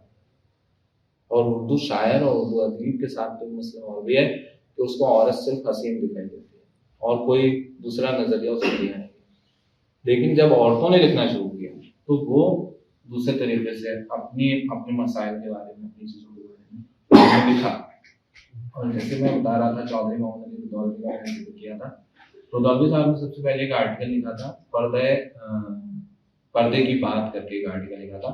उसमें उन्होंने बताया था उस वक्त जब कॉन्डम ज्यादा आम नहीं हुआ था कि औरतें प्रेगनेंसी से कैसे बच सकती हैं। बड़ा प्रोग्रेसिव आर्टिकल था वो, और वो थे भी बड़े प्रोग्रेसिव आदमी। वो कुछ याद है, उन्होंने एक सुन्नी औरत से शादी की थी और उनको कहा था कि जो तुम मानती हो तुम मानती रहो, जैसे तुम अपना जिंदगी तुम गुजारनी है उनसे गुजारो। बहुत कमाल के आदमी थे, उनके बारे में पढ़ना जानना चाहिए। तो उर्दू के अच्छे अदीब हैं, उर्दू के एक राइटर हैं अजीम बेग चुगताई, इसमें चुगताई का तो बहुत नाम हुआ। लेकिन अजीम बिन चुगताई का काम अनफॉर्चुनेटली उतना हिंदी में नहीं आ सका। दोज़खी लिखा था। तो हाँ, जो इसमें चुगताई ने जो उनका आर्टिकल लिखा है, तो वो उनके बारे में बहुत ज्यादा जानने की जरूरत है। उन औरतों के हवाले से ये जाहिदा हिना का, मेरा नहीं, जाहिदा हिना का स्टेटमेंट है कि पहला उर्दू का फेमिनिस्ट राइटर है अजीम बिन चुगताई। तो आपके सवाल बहुत सारे थे, तो मैं उलझ गया हूँ शायद नहीं। नहीं, तो जी, मैं ये जानना चाह रहा था कि भाषाई और साहित्यिक जो दुराव दोनों मतलब भाषाओं में, उसका मूल कारण क्या लगता है आपको? और जुड़ाव जो दुराव है, दूरी, अच्छा, दुराव। दूरी जो है, क्या मूल कारण क्या है? मूल कारण कुछ नहीं है, मूल कारण हमारी कहानी। मैंने पढ़ना चाहा तो मैंने हिंदी का साहित्य पढ़ा। आप चाहें, आप नियत कर लें कि आपको उर्दू पढ़ना है, आप उर्दू पढ़ सकते हैं, सीख सकते हैं, पढ़ सकते हैं। भाई रेख्ता को हम 10 बार बातों में बुरा कहें, लेकिन रेख्ता ने ना कर करके पैसे छापने के साथ साथ 200 लोगों को उर्दू सिखाती है अपने लर्निंग कोर्स के जरिए। ठीक है ना? तो हम क्या कर रहे हैं, मैं वही कह रहा हूँ ना, ये सब हमारी काहिली है कि हम ये समझते हैं कि भाई जबान के बारे में एक बहुत जरूरी बात जो मुझे लगती है, ये शोर मचाने वाले वो लोग हैं कि जबान मर रही है, जबान खत्म हो रही है, जबान को खतरा है, जिनको उस खतरे से कोई फायदा नहीं। ये हर तरह में आप देख लीजिए, हिंदू खतरे में बोलने वाला वही आदमी है जिसको हिंदू को खतरे में डाल के और ये एहसास दिला के उसको कोई फायदा उठाना। तो मैं इस मामले में कहीं ना कहीं से आगे सोच रहा हूँ कि दुराव की अगर कोई वजह है तो वो यही है कि हम लोग खुद नहीं आगे बढ़ के इस हिंदी को खत्म करने की कोशिश कर रहे हैं, वरना ये इतनी है बहुत ज्यादा नहीं। एक बार विभांशु कह रहे थे, वो बात मतलब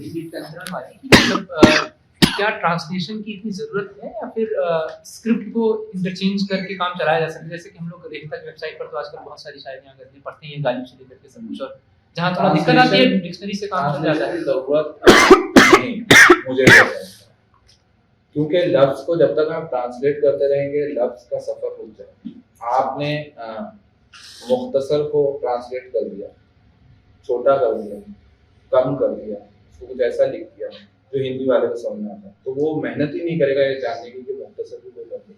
उसको हो सकता है कि मतलब अच्छा लगे ना, आप अपने पढ़ने वाले की आजादी को क्यों वो कर रहे हो, वो भी जब ग्रामर सेम है दोनों जगह। भाई हम हिंदी में कई बार देह लिखते हैं, समय लिखते हैं, बहुत सारे दूसरे लोग भी लिखते हैं, जाहिर सी बात है लिखते ही हैं। कई लोगों ने अपनी कहानी इस तरह के हिंदी अल्फाज इस्तेमाल किए हैं। एक असद मोहम्मद खान नाम के एक लेखक हैं, उनकी नज़में आप पढ़िए, हिंदी यहाँ के हिंदी वालों से अच्छी हिंदी लिखी है अपने नज़मों में, वो उर्दू में लिखते हैं। जबान को मैं वही कहता हूँ कि राइटर का, किसी भी बड़े शायर का, बड़े राइटर का काम नहीं होता है कि जबान को वो इधर के उधर के लफ्जों में तोड़ फोड़ करे और वो पहुंचाए, वो सीमित ना करे। और जबान को ट्रांसलेट करने से और इतनी नजदीकी जबान को तर्जुमा करने से हम कहीं ना कहीं नुकसान करते हैं, उनका नुकसान नहीं होना चाहिए। जी तो भाई मैं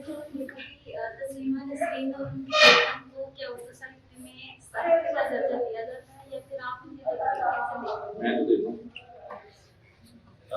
बहुत सारे दूसरे लोग भी देते हैं, और जो भी पढ़ने लिखने वाला आदमी होगा, अच्छा ढंग का सही समझदार आदमी होगा। बांग्लादेश माइनॉरिटीज के लिए कोई अच्छा मुल्क नहीं है।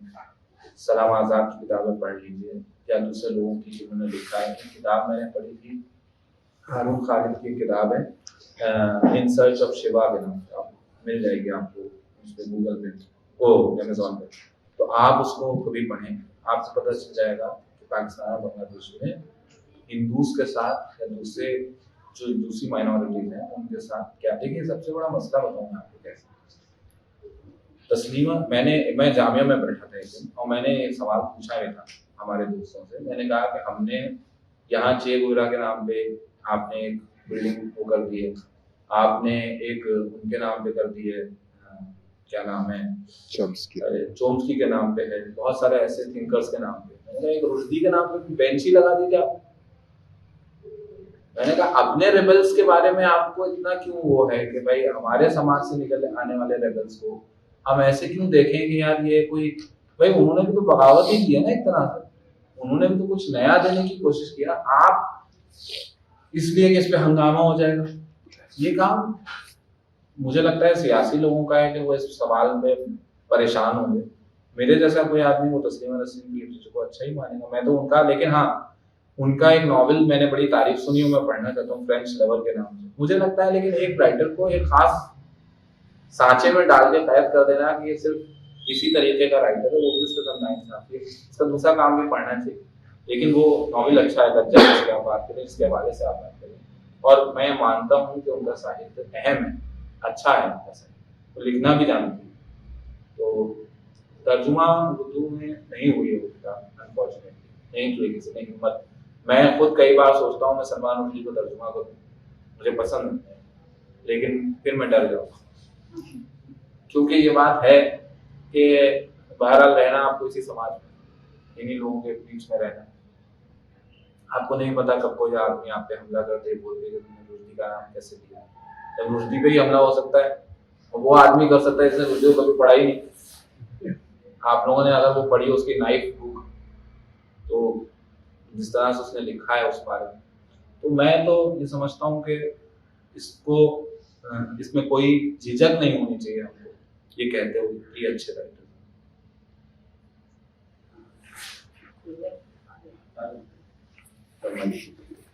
सबसे पहले तो मैं आपको बहुत धन्यवाद करना चाहता हूँ, क्योंकि आपका जो चैनल है अभी नहीं, मुझे किसी ने सजेस्ट नहीं किया, ऐसे ही एक दिन मेरे YouTube पे आ गया और मैं उसको सुनना शुरू किया। तो मुझे जो लगता था, जो पहले मैंने, हो सकता है जो बहुत ज़्यादा मतलब कहानी का वाचन करने वाले लोग मैंने सुना नहीं था, तो सब बहुत पहले मैंने नीरज मिश्रा को सुना था। फिर मैंने सोचा मैं कहानियां नहीं सुनूंगा, इसलिए क्योंकि उन्होंने कहानियों के साथ इतना अपने टोन में उतार चढ़ाव किया, जिससे मुझे लगा सबसे बुरी बात कहानियों के साथ ये हो गई कि राइटर क्या करना चाहता वो हमारे तक नहीं पहुंच पाया, उसके भाव के साथ उन्होंने खिलवाड़ कर दिया। तो फिर उसके बाद बहुत बार मैंने आपको सुना, और मैं जैसे किसी गाने की पंक्ति है, मेरी आवाज की पहचान है मेरी अगर याद रहे, तो मैंने बहुत दिनों तक आपको देखा भी नहीं था। मुझे नहीं लगता है देखने से ज्यादा फर्क पड़ा है, क्योंकि कहा मेरे लिए मतलब आपकी पहचान एक आवाज के तौर पर थी। मैं आपके ज्यादा कामों से तो बहुत वाकिफ नहीं हूँ, लेकिन मैं कहानियां नियमित सुनता हूँ, उससे मुझे बहुत अच्छा लगता है। बहुत सारे शब्द भी मैंने सीखे हैं, बहुत सारे, और लिटरेचर से भी अवगत हुआ हूँ जिसके बारे में पूरी चर्चा हो रही थी लगभग।